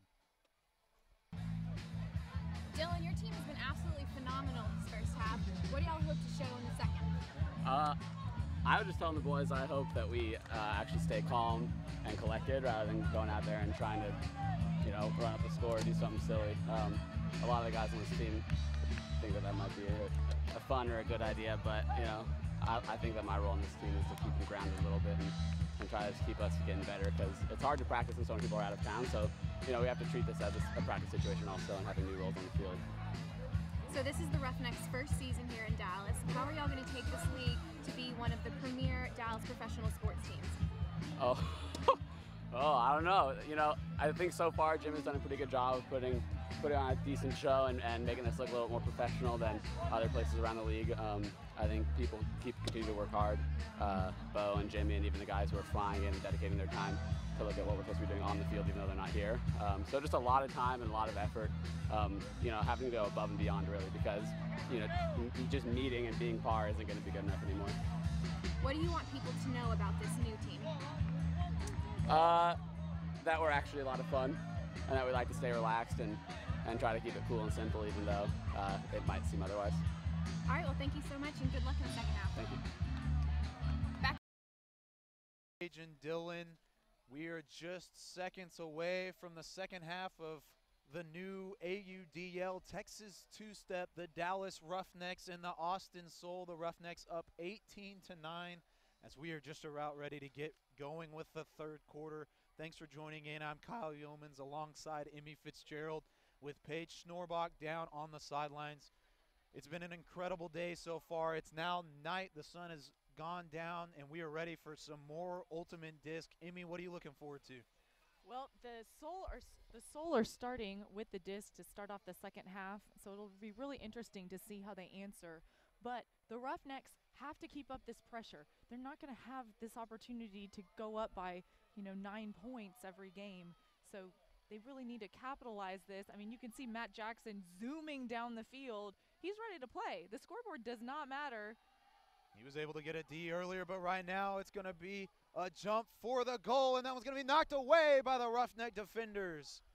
Beautiful play by Jacob Anderson, able to get in front of it. It looks like there might have been a foul call. No, doesn't look like it. I think there maybe was some chatter on the field about it, but the official is already counting down for the Roughnecks to pick up the disc. So that was a clean D. It was just play. Good old-fashioned defense. Yeah, they had the jump for that disc, just wasn't able to get up against it. There have been some incredible plays on both sides, really. Jared Wolf and Chase Cunningham combining for some highlight level plays on the Austin Soul side. And then the Roughnecks with Bo Kittredge, Jimmy Mickle, Dylan Freechild. You could go anywhere on this Roughnecks roster, as that one's going to be just out of reach. Jake Anderson breaks away, is poached. It didn't look like his defender followed him at all, but that throw just dropped just a little too blady and just died before it could get to him. And he's really tall too. Jake is no small man, but couldn't quite extend far enough to capture that. Yeah, it looked like that disc just had a sharp bite to it, just out of the reach of Anderson, as Cunningham's going to get it back. He's been no stranger to throwing that disc really, really far down the field. Orloff is going to dump it back to Cunningham. Cunningham and Orloff been a mainstay as Purcell gets the disc. They've been in the game for a lot of the minutes so far. And the Roughnecks are playing underneath, but which gives a big opportunity for the Soul to break free, but doesn't look like they're trying to stretch it deep as much as they were the last possession. It's the handlers really trying to work around that, but now Purcell streaking out, clearing out of that handler spot. Yeah, they're working it a little bit more laterally than they were in the first half. Maybe that's due to the amount of turnovers that were caused. Purcell has it. He's going to throw over the top, a little tomahawk hammer, and that one's going to be caught. What a throw from Purcell into the end zone. And there's the 10th goal of the game for the Austin Soul. That's exactly what they needed coming out of the halftime break. Purcell had great positioning for that hammer, and the benefit of the hammer is if you're the receiver, you just need to stay there. That is where the hammer's coming. The Roughnecks try to catch up and defend it, but the angle that a hammer comes in, it's very hard to defend, especially there's no float like that throw there. Jared Wolf with the reception and the goal. He's had a couple today, including one highlight play where he rose up above two Roughnecks and a defender in the opposite end zone from where he just now caught it. Roughnecks still with the 8-point advantage as we are just now getting underway here in the third quarter, excuse me, as that pull's going to be sent deep by Hillis. The Roughnecks going to regain possession as that one's going to fly harmlessly out of bounds, and they'll reset. Brandon Malachek bringing that out to the middle since the pull went out of bounds. There's going to be the throw across the middle to Mickle. Mickle's going to send it deep, looking for Freechild. Freechild on the run, unable to get there in time. Looked like at one point he might have had a chance to lay out and make a play on that disc, just unable to get any kind of run on it though. The Soul get the disc back, a chance to cut the deficit to 7. Almost a D there from Costello in the end zone. The Roughnecks forcing, well, I thought they were forcing backhand. Now it kind of looked like a double team trap there. The Soul doing a good job this half of completing their passes. Not taking any chances with the long throws so far, and that one's going to be just out of the reach. Looked like that throw was mishandled a little bit. Laser throw up the line, strike throw up the line there. Loscorn just couldn't reach, even though he's 6'1", 175. Unable to reach and grab that one. Loscorn out of the University of Texas. A lot of Longhorns on the field for both teams, really. Representing the University of Texas really nicely today. And a lot of these guys from University of Texas, from the tough club team. Oh. There's a goal right there as Costello is able to put it to Rasmussen in the middle of the end zone, and there's another Roughneck score, 19-10. So when there's a lot of confusion in the corner there, sometimes it's just best to stay put. Don't run too much. So Cassidy finds a spot, and his defender just had a difficult time catching up to him. The Roughnecks doing a good job so far of putting on a show for this crowd, and then those for you watching on the live stream, doing well so far. Up by 9 in their first ever franchise game against the new Austin Soul in their first franchise game. A lot of excitement around the AUDL in Texas today. Yes, and that excitement doesn't come without our sponsors. So we really want to shout out Lifetime Tax Advisors. And you probably think you might pay too much tax. Maybe you're considering a new tax pro. Well, you have till April 15th to do it. So you should contact Lifetime Tax Advisors, and they can help you out there. Cunningham with it, sends it to Poindexter. Back to Cunningham. Cunningham looking downfield, finds Bennett. Bennett, of course, the brother of the Roughnecks' own Bennett. Matt Bennett is on the Roughnecks and Mitchell Bennett on the Soul. That throw's going to be knocked down. A huge block. That time from Jeremy Langdon on the far side of the field. There's another long throw looking for Langdon again, and those two teammates go up and knock it out of each other's hands. Just miscommunication as they both went up for the disc and couldn't come down.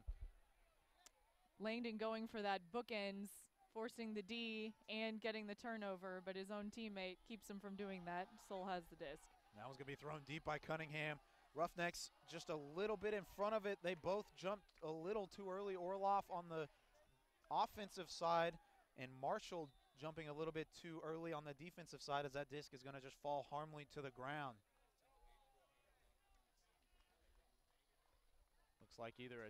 Looks like a timeout's going to be called on the field with 7 minutes, just under 7 minutes remaining in the third quarter. 19-10, the Roughnecks, as the Soul call a timeout, try and regain themselves. They did a good job at the start of the half, being able to come out of the break with a quick point, but instead the Roughnecks have been able to hold on for the rest of the quarter so far. Austin Soul keeping it a single-digit point game. You think that maybe the Roughnecks will go up 10, and the Soul say, not so fast. We're still hanging in there. Again, we've got a lot of ultimates still to play in this game. Definitely, with just under 7 minutes remaining in the third quarter and then the fourth quarter still to go, there's enough time for this Soul team to make a run. You talked about it earlier about how Ultimate Disc is a game of runs, and you never know with a young, spunky team like the Austin Soul, a lot of them playing together previously and a lot of them from the same area of Texas. You never know how much of a run they could go on. And it just takes a few of those athletic plays. So, Jeremy Langdon's D, Ryan Purcell having that great sky. And there goes Costello in the back of the end zone looking for Marshall. Marshall goes up, and he comes down with the disc. Kai Marshall elevates and makes the play, puts the Roughnecks up by 10. He just plucked that out of the sky. Kai is tall, but Kai also just approached and timed it perfectly, and you can just see his reach just extended past his defender. Several of his college teammates here on our sideline just went berserk, and rightly so. That was a fantastic play. Kudos to you, Kai. Great job. Beautiful play in the back of the end zone. The throw coming from almost 3/4 of the field, ending up in the perfect spot for Kai Marshall to make the play and make it that double-digit deficit that you talked about. The Soul now in their biggest disadvantage of the entire game. And Marshall really made a splash at the combine. That closed tryout, he actually had a layout D against Bo, and that got everybody kind of turning their head saying, okay, well, this guy isn't afraid to go up against anybody. He might be young, but he's athletic and he's got hunger, and it's fantastic. This Soul team looking for any kind of break that they can. Jared Wolf on the receiving end of this one, and he'll snag it down. A great pass. That's actually not Jared Wolf. That is actually Andrew Walsh with the reception as he's going to throw it in the back of the end zone, and that's going to be a sliding goal for Michael Mathis. Purcell set it up with the long throw to Walsh, and then Mathis ended it up with his cut in the end zone. So the Soul bring it back within 9. It was really using that break side really well, and Mathis had to extend, but incredible effort on Walsh's part, creating that separation from Jake Anderson so that he could receive that deep reception. You know, even with the Soul being down by 9, there's definitely some encouraging things coming from their offense. A lot of nice long hucks and nice receptions coming from their cutters as well. We have Paige standing by with the Larbergs, the parents of the Larbergs. Paige? I'm here with Dallas Roughneck, Chris and Dylan, parents of the Larberg boys. Welcome. How do you enjoy getting to see your boys play? It's pretty amazing, you know. They played disc in college, and we enjoyed watching it, but we never thought it would culminate in a professional role with the Dallas Roughnecks. Do y'all enjoy being an ultimate family? This is our first ultimate professional game, and so far we're having a great time because they have great wine at these games. Well done. All right, what do you want to see out of the second half from this team? Well, our boys are up 20-11. We'd like to see them continue to be ahead and ultimately win the inaugural game of the professional league here in Dallas. Well, we hope to see y'all here at the rest of the games, and good luck to your boys. Thank you so much. Thank you. Thanks, Paige. As we are back in action, the Roughnecks keeping possession for the entirety of this point. Jimmy Mickle has it on the far side of the field. You can hear the talking from the Soul on the sideline just behind the Loscorns down on the field with that interview with Paige.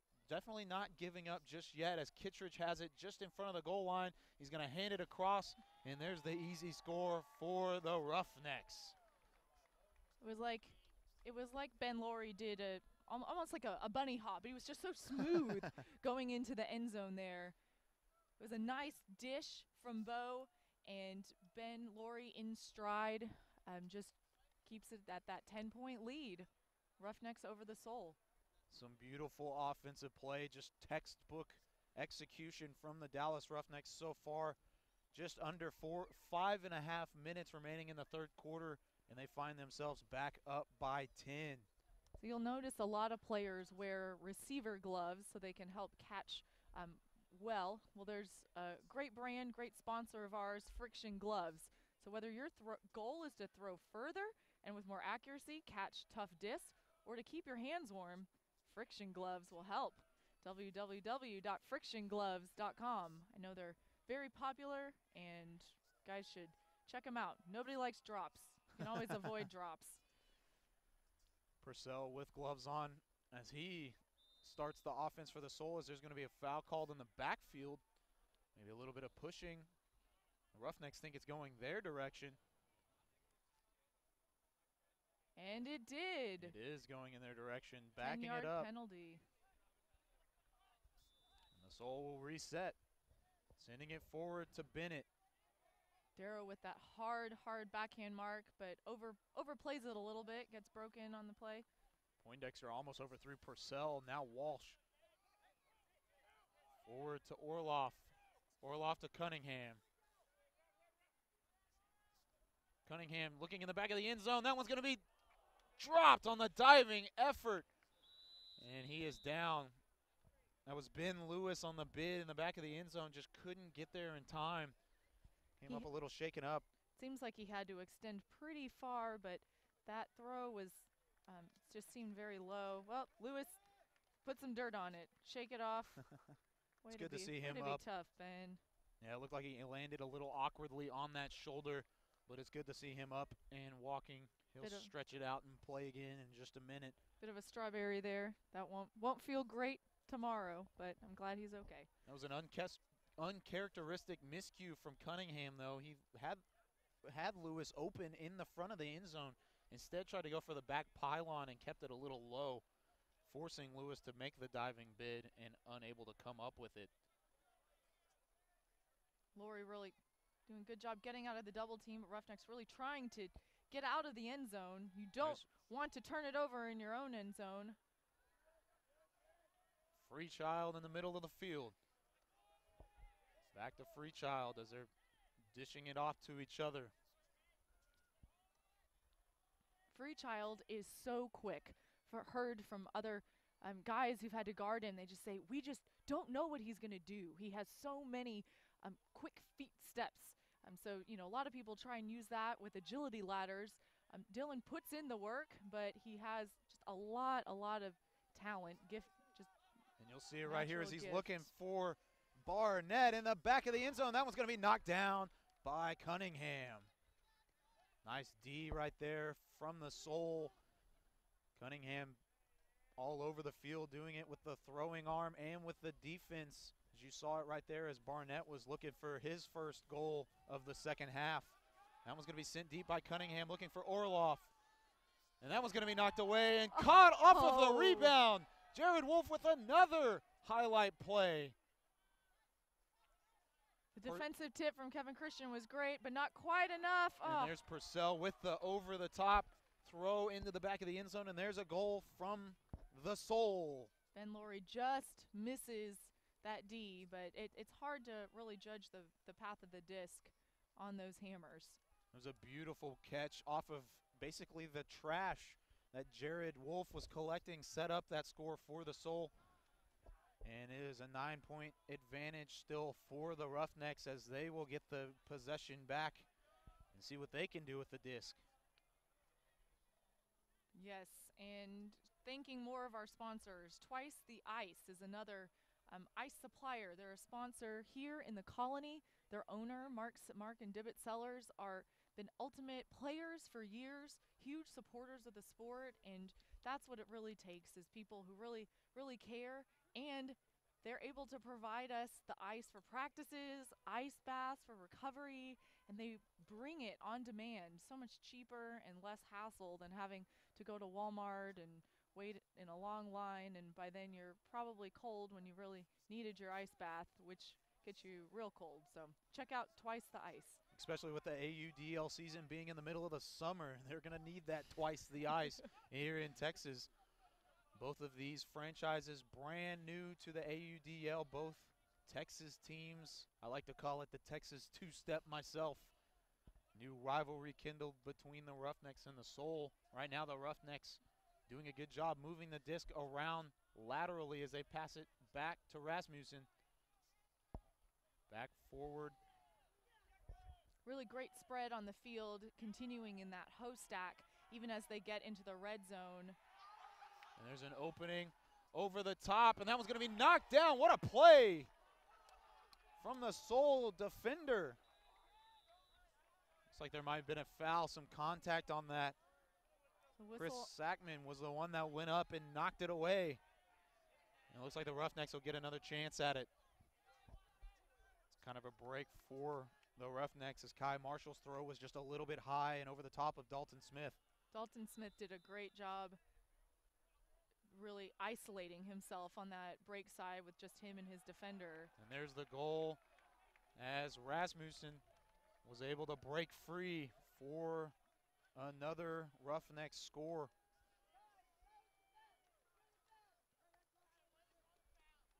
Roughnecks now up by 10 again, 22-12 after that last goal. An incredible crowd out here tonight in the Colony. Thank you for those joining us here on DallasRoughnecks.com. We're excited to bring you this first ever franchise game for the new Dallas Roughnecks, and they are not disappointing so far, 22-12. What are they doing right now, Emmy, that really has your attention? Well, on that point, they did a great job using the break side, and, you know, I said they were in that horizontal stack as they were heading into the red zone, but then it looked like they had more of their cutters flush that force side, so it really isolated Dalton Smith on the break side, so it was a one-on-one matchup, and he was able to draw the foul. And thank you, everybody. We see all of the great tweets on #RoughnecksLive. Keep it coming. All of the watch parties down in Austin, friction gloves, love the picture. We're so glad for your support. I love those Roughnecks branded friction gloves. Those are really sharp. Bit of an injury update for the Austin Soul. Ben Lewis, who dove after that disc in the back of the end zone, is getting treated. His shoulder and his elbow are getting taped up on the sideline. And that one's going to be sent deep for Jared Wolf. And he's got that one easily for the score. Broke free from the Roughnecks defense. Dan Emmons just looked like he lost him and couldn't catch up. Jared Wolf really showing his stuff in tonight's game. Jared Wolf is a very experienced player, and he's another one of these double wide guys, and he is just so fast. You know, Dan Emmons is a fantastic defender. It looks like maybe he was playing him underneath the disc a little bit, and so Jared was able to sneak off and speed off and get that score. 1:09 remaining in the third quarter. The Roughnecks still up 22-13. It's a beautiful night here in the Colony. Top Golf in the distance. We have a little bit of fog rolling over. Probably it looks like the far side of the field. You can see it in the lights reflecting. But overall, a nice night. The wind has died down from the start. The opening pool, it was quite windy. We were talking about what the impact the wind would have, and instead it decided to die down once the sun set in the distance. And the Roughnecks will get another chance here to set up their offense as that pool came back toward the Soul. Good field possession for the Roughnecks. The pull came down right around about the brick mark, but just not quite center field. So that's certainly a yardage advantage that the Roughnecks need to take advantage of, swinging it all the way across the field. I think the Roughnecks are doing a good job keeping the field spread, not crowding the disc too much, and then keeping multiple options always open. Rasmussen is able to find Costello. That was incredible. It's like, I think the disc went through Pollock's arms, but Costello said, I've got it. I'm not letting this go. They're able to keep moving the disc back and forth. Malachek with a jump into the end zone. And before that throw from Rasmussen to Costello, I was about to talk about maybe getting Brandon Malachek a score, or what the Roughnecks call Muffin. That's his nickname on the Roughnecks squad. I was looking for him to get a score, and he was able to take advantage of that play. Costello looked like he caught the disc, like you said, as it went through Pollock's arms. It was fell definitely down on the weird. ground, still holding the disc. That is the kind of effort and play that you need, and that what you would expect on the professional level. Kudos. That was an incredible play from the captain, Matt Yeti Costello. And that set up the Malachek score. Now 23-13 with 28 seconds remaining here in the third quarter. The Soul doing a better job this quarter. Only a 1-point deficit if you count if you started the scoring over at halftime. Doing a good job of keeping it close. Just unable to get on a full run as the Roughnecks have still executed on offense. Wolf with the disc right now, and that one's going to be picked off. Came out of the woodworks. Kevin Christian, another OU grad. Squirrely lefty with the hammer. And there it is in the back of the end zone, and these OU fans on our side are going nuts. Another OU connection point, alum to current student. He'll probably say, oh, you know, I taught him a few things, which in fairness, he did teach him many things. So. Kai Marshall again with the reception in the back of the end zone makes it an 11-point deficit, the Roughnecks' biggest lead of the game, with 7 seconds remaining in the third quarter. Only took 21 seconds on that one. Not a whole lot of time after the pull from the last score to the next score with Marshall in the back of the end zone. A nice play by Kevin Christian to be able to come off and intercept that disc on the hook. Shout out to more of our sponsors, Shakertons in Castle Hills. You can get amazing cocktails and food in Castle Hills. Shakertons, a lot of craft cocktails, a lot of inventive drinks, and it's called Shakertons. I mean, you would expect craft cocktails from them, and they deliver. And they're a sponsor, so thank you guys. Please support them. Cunningham throwing it back. It looks like Orloff's going to send it deep to the end zone. He did get it off. That one's going to be caught, but not in the end zone. Orloff sent it deep, and Michael Mathis was able to come up with the reception, but not close to the end zone. And after the third quarter, the Dallas Roughnecks in their first franchise game are leading 24-13. What else are you wanting to see in this final quarter from the Roughnecks, Emmy? I expect the Roughnecks to open up their roster a little bit. With 5 of the Roughnecks players on Team USA competing in the World Games and Guts Championship this June in London, that takes a lot of our top players out of the roster. So they really need to work through their entire staff to see the kind of depth that they have. So I think a good opportunity for the Roughnecks is to go look at that depth, see what they've got, see how does it work when you don't have Bo, Jimmy, Dylan out there on the field, Cassidy, and you know, it's that challenge. Well, Paige is standing by with another fantastic interview. Paige, tell us what you got.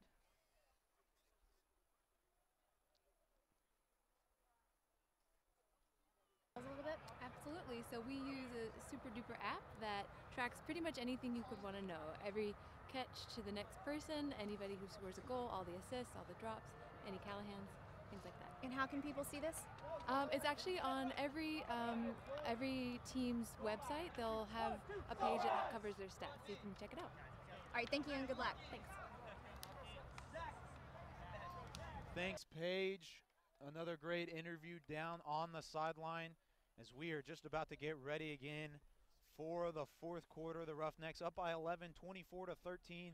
And as you were talking about it before the interview, maybe opening up the roster a little bit, getting some of those newer players to the AUDL, a little bit more playing time, being able to expand their opportunities, expand their outreach or maybe their depth as a roster. You never think that there could be bad things of building such a strong roster, having 5 national team players, but at the same time, you're going to have a couple weeks where you're without those guys on your team, so it's good to have depth in that case. Exactly, and it's not only the depth, but a lot of these players outside of the top, big 6 are unfamiliar with the AUDL style of play as well. So, in their practices, they're replicating these AUDL scenarios. The team practices with refs. Many of the refs you see on the field tonight are at their practices, so they can get used to practicing with officials. But just getting this AUDL game experience is crucial, and it lets the whole roster just build and create more opportunities for more folks to make plays. But it seems right now we're still at our top roster, folks. And there's Mickle going deep, looking for Kittredge. Kittredge loses the hat. He dives out and makes the play in the end zone. Bo Kittredge. What a catch. And that is why he is the 2-time reigning MVP of the AUDL. When you think, okay, maybe he can't reach out and get it. I don't know if he can chase that down. He throws his hat off and makes an incredible sliding bid. That's when you know it's serious, is whenever Bo loses the hat. Don't make me take my hat off. They made him take his hat off, and he showed us what happens. But you know, I think I think it's great. I wonder if that's a new stat line for the Roughnecks. Bo goals with hat, goals without hat. That was definitely a highlight reel catch as he laid out full body to make the play and put the Roughnecks up by 12. And if it works, keep doing it. Matt Jackson zooming down. Yeti, Matt Costello, Chris Larberg too. They're not giving up at all right now, as there almost was a D right there. You've seen Matt Jackson. He had a play streaking down the field earlier in the game for a nice D. As the Soul are going to hand it back to Cunningham. Cunningham to Purcell. The Soul still with their first team in, of course, as they're going to grab it on this near side, sending it deep, looking for Orloff in the end zone. And that one's going to be snagged out of the air. Dylan was behind the pack of Orloff and Matt Bennett and was just eyeing it, and just like somebody might come up for their layup approach in basketball. He's like, all right, these are the steps I need to take to snag this sucker out of the sky. Daniel Poindexter almost had a D. Instead, this disc is going long. Another layout opportunity. No, it's an easy catch and score for Chris Larberg. Matt Jackson with the deep put. Oh, man. That was hanging on a rope, but Larberg had excellent closing speed there. Don't you love it whenever the Roughnecks connect like that? The long throw. And it was Larberg. so quick, too. I just with the pace of the game and kind of how that goes, it just didn't seem like they were expecting that. But Paige has another interesting person for us to hear from. Paige, talk to us. From the cops. I'm here with Jim Garansher, the owner of the Dallas Roughnecks, and his daughter Laura. Jim, tell me what your thoughts are on this very first game for your team. Pretty exciting. I mean, there's probably about 1,000 people there. We've had a great time. The Roughnecks are looking awesome. We have high expectations, but I think they're meeting that, and it's been great. What do you want people to know about this team and about Ultimate in general? You know, it's all about community. I think this proves it. You know, people showed up. People are here to enjoy the game. Everybody's supporting the team, and we're looking for fans. I mean, we want people to come out and check out this game and realize how cool it is, and that it's here to stay. For sure.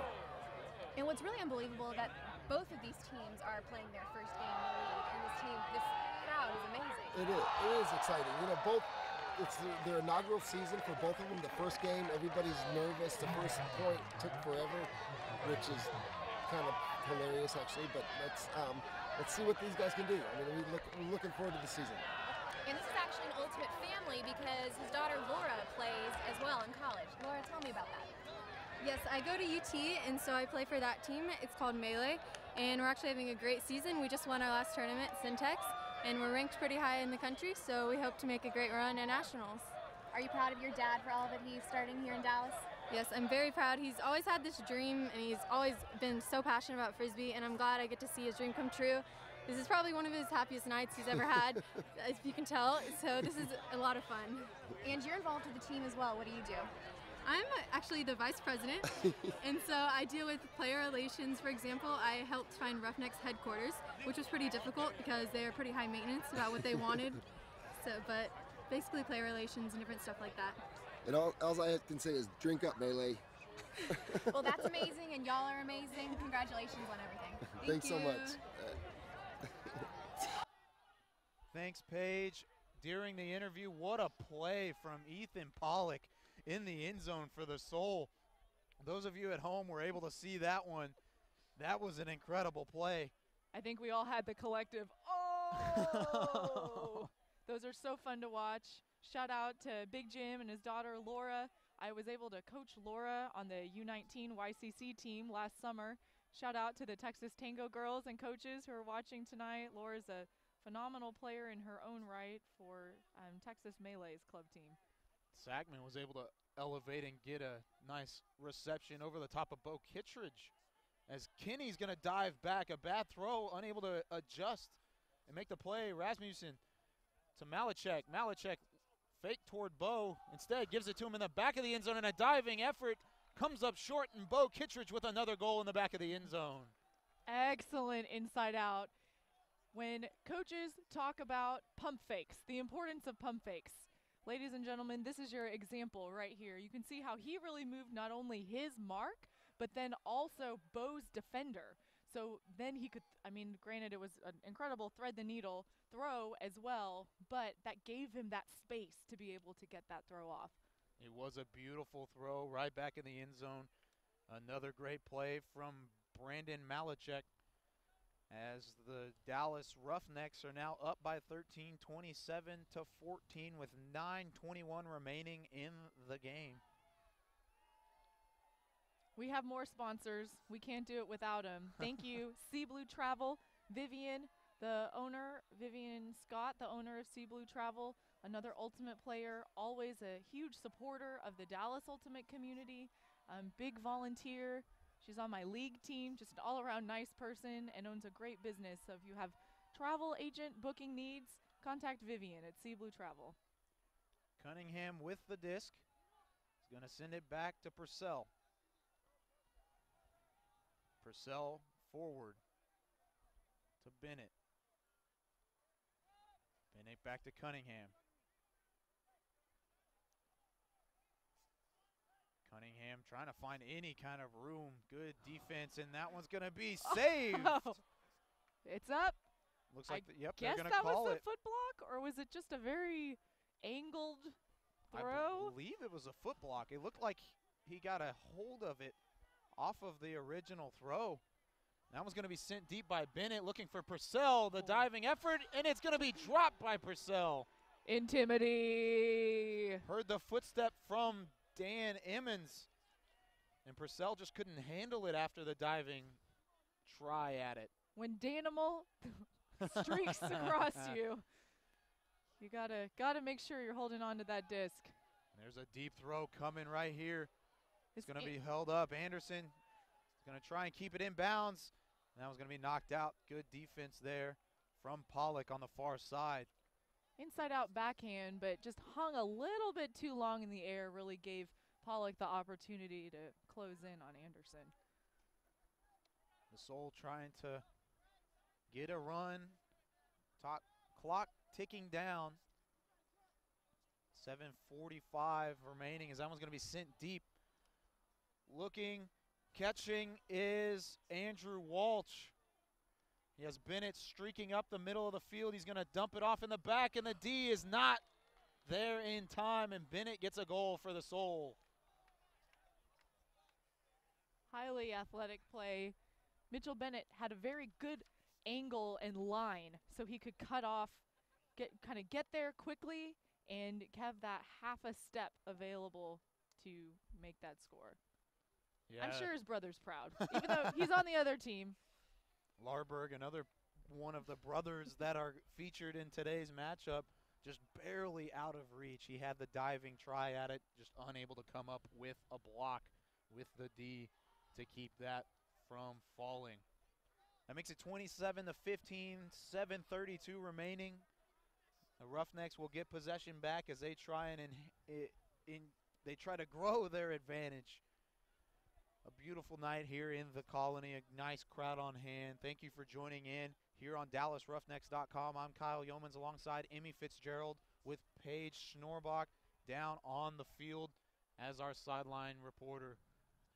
It's been a great night here for AUDL action. Roughnecks and the Austin Soul.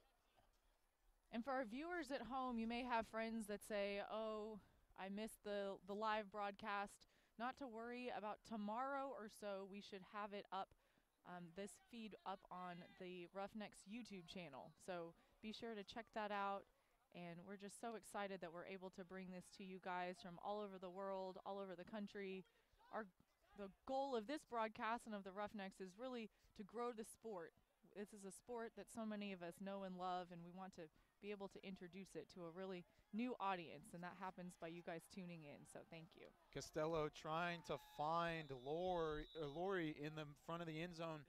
While you were talking, though, an interesting play, Dylan Freechild was running and kind of got caught up. It looked like he tripped over his cleats, tripped over the ground, and may have tweaked something in an ankle. He came up limping a little bit. He was able to continue the point and finish, or not the point, but continue the possession and able to finish it. I wonder if they're going to make a substitution for him right here. It looked like someone was talking to him, and he made the brush it off motion with his shoulders. I can't exactly read his lips all the way from here, but it appears the Spikezilla is good. He's fighting through. Man, he is a fiery player, Mr. Freechild is on this Roughnecks roster. He's definitely a tough one. We'll just try and brush it off. He looks fine, not limping anymore, as I can see from here. So we take a quick look at our beautiful crowd out there. The bleachers completely filled with new Roughneck fans. The hill off in the end zone definitely filled as well. A lot of excitement surrounding this new franchise, this new sport to come to the DFW area. And it's one of the fastest growing sports in the world. Last year was recognized by the International Olympic Committee as an official sport. And so what that means is that, ultimate disc, in other countries it's called flying disc, is able to be considered for consideration, or is up for consideration for future events in the Olympics, which, as we know, there are other sports like curling. I don't know if many of us have watched curling before we saw it in the Olympics, but that was able to gain so much traction, and that's really what ultimate players hope an Olympic recognition would do, to even have even more followers and players especially. Anybody can play. You just need a Frisbee and an open field. Right, and preferably not just yourself. You need someone to throw it to. People play on the beach. That would probably make sense. I played in Japan on a schoolyard and a dirt outfield in a schoolyard. But it's just an amazing community across the globe. Having a lot of fun out here in the colony. I've seen nothing but smiles on the faces around us. I assume that's because they're having fun and not just because of the big lead that the Dallas Roughnecks are having. You talked about how they call this sport flying disc around the world. That could be double meaning as the sole score right here, but that could be double meaning from flying, as the speed from some of these athletes out here on the field is incredible. From both teams, the Soul and from the Roughnecks, the athleticism is incredible. It really is, and the flying catches, I really liken that to outfielders. When Josh Hamilton was in his prime, he would make these incredible outfield catches, and I would look at those and say, that really looks like an ultimate catch. I mean, I think he would be great at ultimate anyway, but there are just so many skills that translate from other sports that liken. Paige is standing by with another awesome interview subject. Paige, who you got? I'm with Keith, who works as a nationwide ocean spray technician. Tell me what that entails. It's an overspray technician. Overspray. When a vehicle gets damaged, when they paint something nearby, we actually remove the contaminant from the vehicle. Okay, and tell me about this bus behind us. You had something to do with bringing that here. Yep, we just brought it back from California with Ted, who plays for the Roughnecks, and stopped by the Grand Canyon. And Ted actually ran down the Grand Canyon and back up the Grand Canyon, 17 miles. So the Roughnecks competition's going to have to look out. This is nothing for them. Well, Yeah, thank you nothing. so much.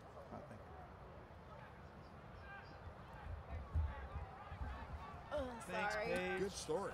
The Soul able to regain possession with a Ethan he got it Pollock up at turnover, top. as he was able to run in front of the disc and make the interception.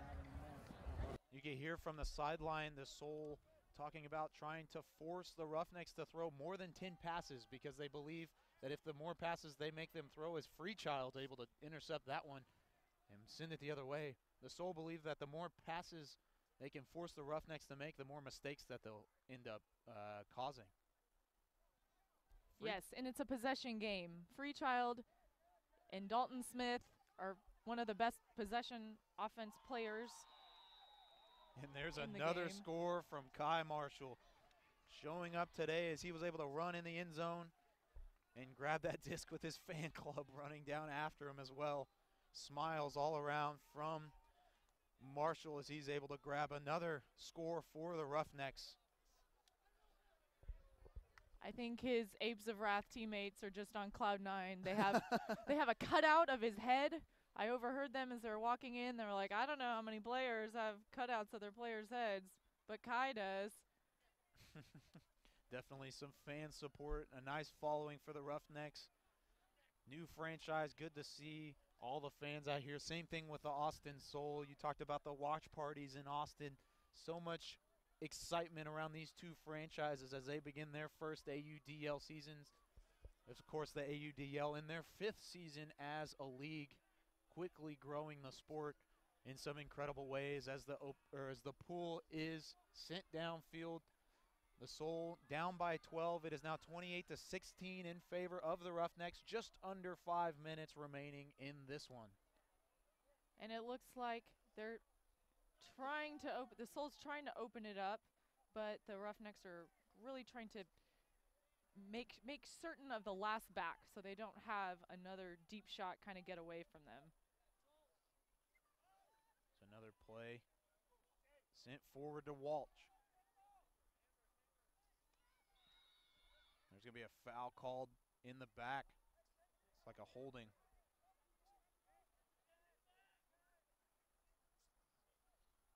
So it's a 10-yard penalty. Paul Starkle takes it back. Paul Starkle, a handler for Texas State Buckets. It's a real squirrely handler. He played on Cosa Nostra, the mixed team, with Eric Hillis last season. We talked about it at the top of the broadcast. A lot of these players have played with each other. Both teams having some sets of players. As there's a diving effort, waiting for the signal from the referee, and it is good. And it is a score for the Austin Soul. A nice play and a diving effort as he was able to come up with it for the Soul. Makes it a 28-17. So we see the replay right here. Cunningham able to lay out and make the play. Came up just pleading to the referees to give him that goal, and they ended up giving it to him. 28-17, 3:41 remaining in the 4th. I think the Roughnecks are, I think they're doing a great job, maintaining that lead. But if you look at the gap between the two, like you alluded to earlier, the deficit that the Soul faced after the first half, they have probably scored, like the deficit hasn't doubled, from that. They have kept it close, but not close enough. Yeah, the Soul have played much better in the second half. It was just the run that the Roughnecks were able to go on at the end of the first half that really shot him in the foot, really. It didn't allow for much of a chance for the Soul. There's still 3.5 minutes remaining, but at the same time, the Roughnecks with the possession as they're trying to work it around. Rasmussen with it, looking deep, looking for Bo Kittredge again. And this one's going to be a little bit of an easier goal for Kittredge as he lets it fall into his arms for another Roughnecks goal. That was a perfectly placed huck that Cassidy and Bo have completed many, many times. And that's that chemistry that both teams will gain more and more as the season progresses. Those two guys are familiar because they've played San Jose Spiders. They've played won San 2 Francisco championships Revolvers. together. Exactly. But there's a lot of chemistry that can be gained throughout the season. So it'll be really interesting to see next week too in the rematch down in Austin how both teams will adjust either way. That's right. A week from now, April 9th, will be the next rematch of this new AUDL Texas two-step between the Dallas Roughnecks and the Austin Soul. 29-17, just over 3 minutes remaining as the pool is sent deep and corralled by the Soul. Orloff with it. Right. Cassidy staying really close to Ryan Purcell. Not giving any room to work. Back to Orloff. The Soul do a really good job of cycling through their handlers, so they don't keep the same 3 people back. You see Purcell swung it, and then struck upfield. So he could have gone deep if that opportunity was there. It wasn't, so he came back and then resumed within that handler slot. Walsh with it, back to Purcell. A diving effort just comes up a little bit short for Cassidy Rasmussen. Walsh back to Purcell. Purcell's going to send it deep. Looking for either Clutton or Wolf. That was going to be knocked away by Jackson, who went in between both of them to make the D. Jackson's closing speed on that play was just fantastic and kind of made a sandwich. He was the filling of the soul sandwich there, tipping that disc away. Matt Jackson, definitely an unspoken hero on the defensive side for the Roughnecks. As good as the offense has been, he has been incredible on the defensive side, and he makes a play right there to save the offense. I have to shout out Matt Jackson is traveling from Fayetteville, Arkansas. So I've got to shout out all the players watching in Fayetteville, friends and fans of the Roughnecks. Congrats to Ted with the kick spike score there. Beautiful throw ending with a Ted Barnett score. Beautiful play by the Roughnecks. Makes it a 30 spot in their first franchise game. 30-17 with just under 2 remaining. But like you were saying, Matt Jackson, he's all over the field. He's not afraid to lay out if he has to. Matt Jackson played on an Arkansas club team for many years called Ludicrous Speed. I think we could say Ludicrous Speed helped describe that closing speed he had on getting that D there. Incredible, and that wasn't a bad throw at all from Purcell either. No. It was placed right in between Clutton and Wolf, and then Jackson was able to go up and knock it down, ending in the score. And then not to mention the save that he had to be able to grab the disc from falling to the ground off of the bad throw. All around great play, that point from Matt Jackson. This pull's going to be sent deep into Soul territory. Chris Larberg just zooming down. I'm so impressed. But that's the kind of effort that you need. Even when it's late in the game, you can never relent, because that lets up on that mental toughness, and the mental toughness is just one of those intangibles that really affect teams. And this one's going to be sent back into the middle of the end zone and knocked away. Dan Emmons with the tip. The Danimal. And you see the excitement coming up from that play. Although the Soul was looking for Carson Wilder on that. There was a whistle on the play, which I think it resulted in Dan's frustration. Man. So foul called. Soul get the disc on the goal line.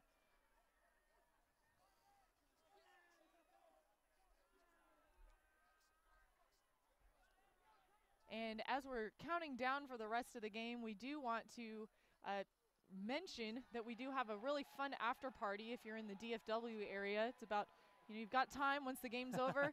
Get in your car, hit the Dallas North Tollway, and head to Scruffy Duffy's at Shops at Legacy. We have food specials.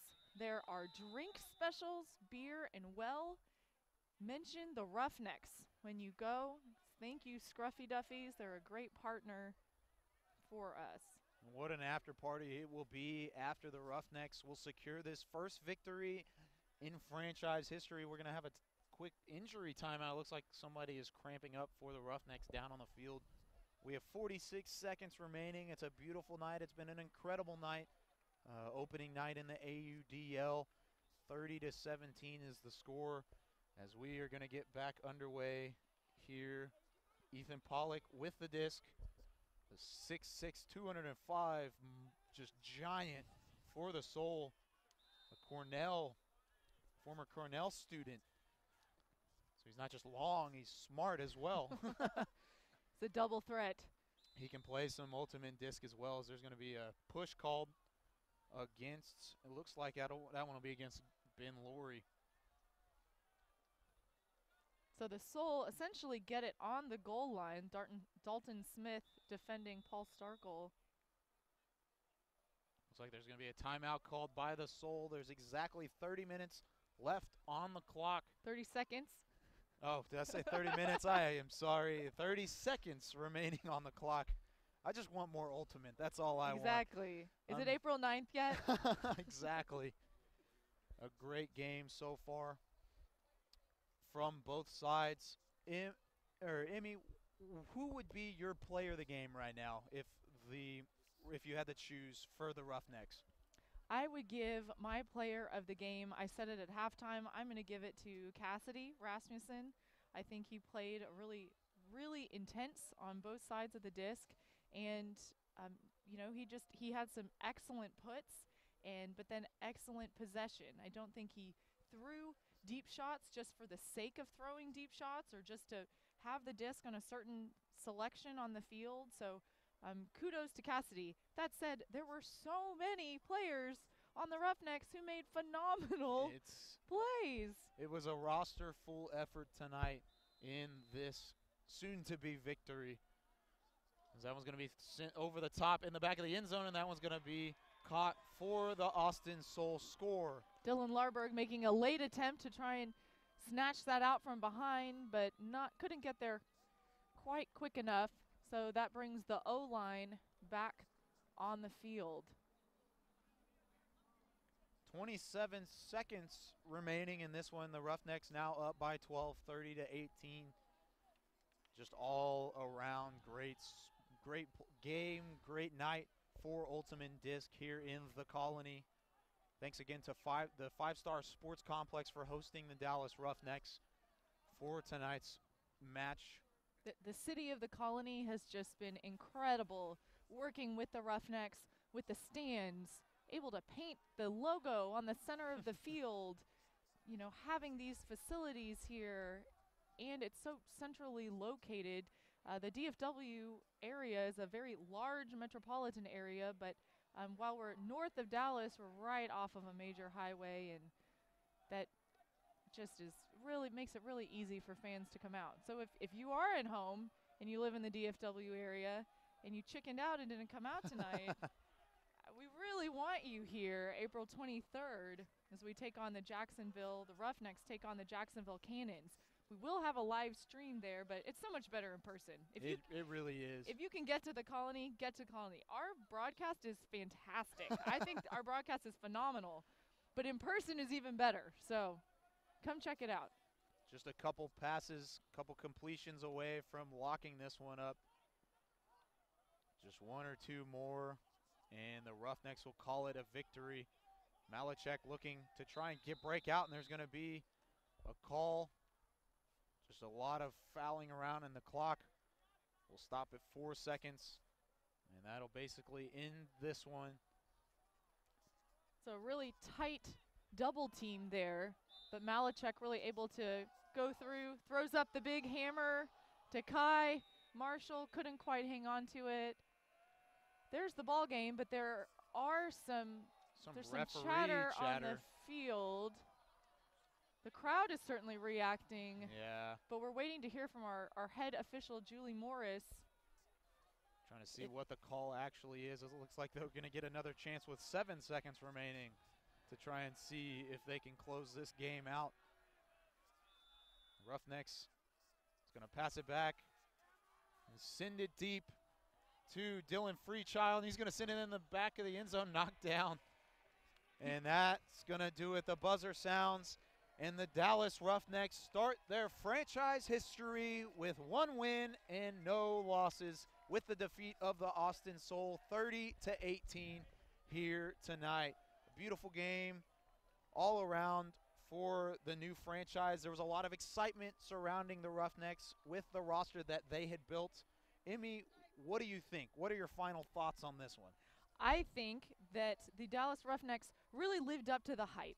And I'm pretty sure Big Jim Garansher has a big smile on his face that all the investment that he's put into the Big Six, but notably those that were playing today, Bo, Jimmy, Cassidy, Dylan, they really earned their title.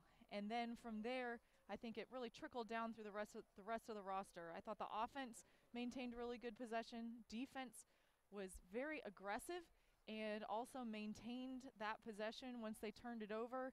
You know, that's how teams are going to win games, by getting those defensive conversions.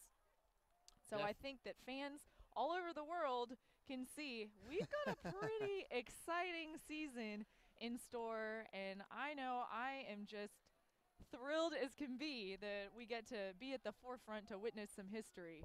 Definitely coming into the season, before even stepping on the field, the Roughnecks had the #1 ranking in the AUDL power rankings before they even were able to play a game. So a lot of pressure, and the team definitely lived up to it as they finished shaking hands with the respectable Austin Soul. Played their hearts out in the game, but the Roughnecks were just too much for this one. They'll have another shot at it next week, though, April 9th in Austin. The first Austin Soul home game of their franchise history will be next week, as they'll get another shot at the Roughnecks. Dallas, on the other hand, will try and go down there and start the sweep of the new Texas two-step. The first leg of the new rivalry is definitely definitely went in the favor of the Roughnecks with the 30-18 victory. And you never know. Austin Soul on their home turf. They're playing at House Park Stadium down there in central Austin. And the home turf with the home crowd, who knows? They could come out even stronger. I think if they come out stronger in the second half, or in the first half, unlike today, they will have a better chance. We have Paige standing by with some post-game interviews. Paige, take it away.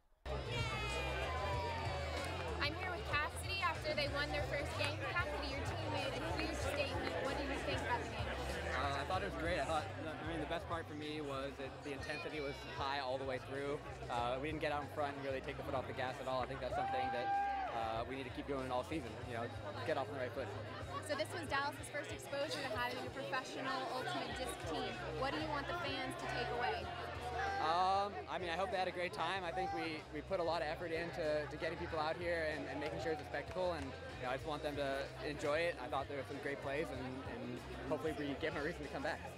How do you feel about being a player for Dallas now? I'm excited for it. There's a lot of people on this team that I'm excited to play with, people that I wouldn't have a chance to otherwise, and I'm grateful for what Jim put together here.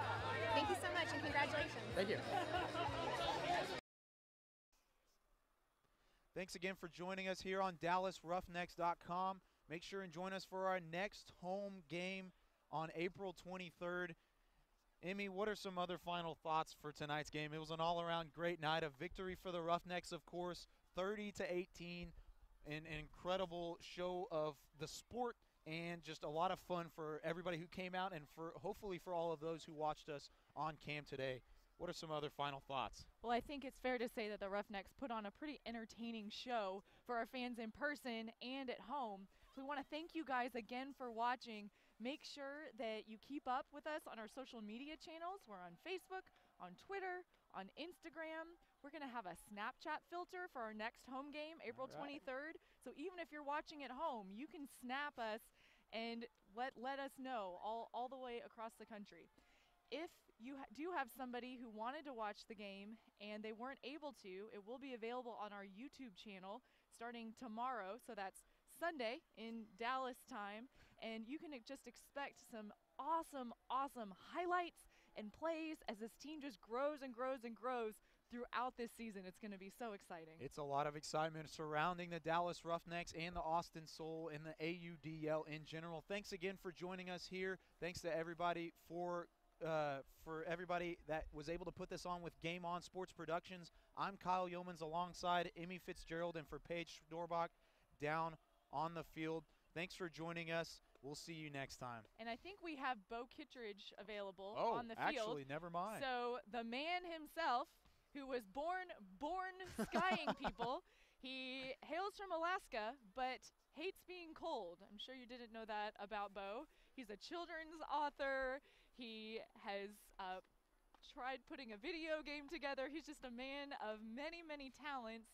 He also went to Colorado for college, lives in the Bay Area. He's also very involved with the Eric Foundation as well. He is, and it's a really neat story. He worked with owner Jim Garenscher. They were both living in the Bay Area and said, hey, let's do this thing. Bo, talk to us. I'm with Bo Kittredge, the captain of this team. Bo, this was not your first rodeo in professional ultimate, but it was for Dallas. How do you feel about the game? Amazing.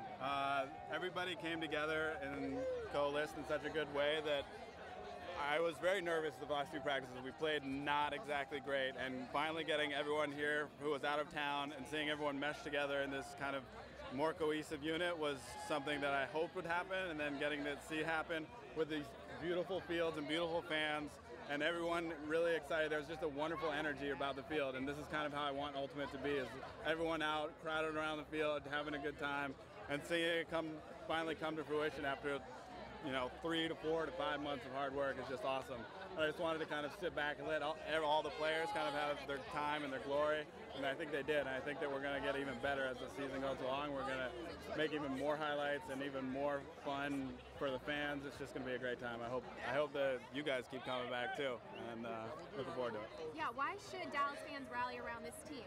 I think it's not only is it the personnel is wonderful.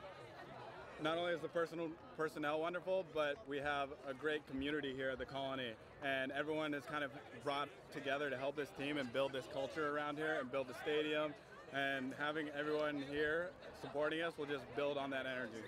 Well, it was a great game to watch. Congratulations. Thank you. I hope you see you all next game. Thanks, Bo and Paige. An incredible game from Bo Kittredge, and for the rest of this team, the Dallas Roughnecks, what are you most excited to see going on the rest of the season? I'm excited to see the additional chemistry that they're going to develop. Oh, yeah. Right now, there are a lot of athletic plays being made. There's really great disc movement, but I know that there is more that they really want to accomplish, and I'm just excited to see all of that gel and come together. And there are a lot of tough teams, especially in our South Division. So it'll be really neat to see how the Roughnecks stack up against these other teams in the South Division and then moving on towards the rest of the league. It's going to be a great season. Definitely exciting. Now we get to wrap it up. Thanks again to everybody at Game On Sports Productions for putting on this incredible broadcast. Thanks again from myself, Kyle Yeomans, alongside Emmy Fitzgerald and Paige Schnorbach down on the field. Join us next time on April 23rd for more Dallas Roughnecks Ultimate Frisbee. I'll see you next time.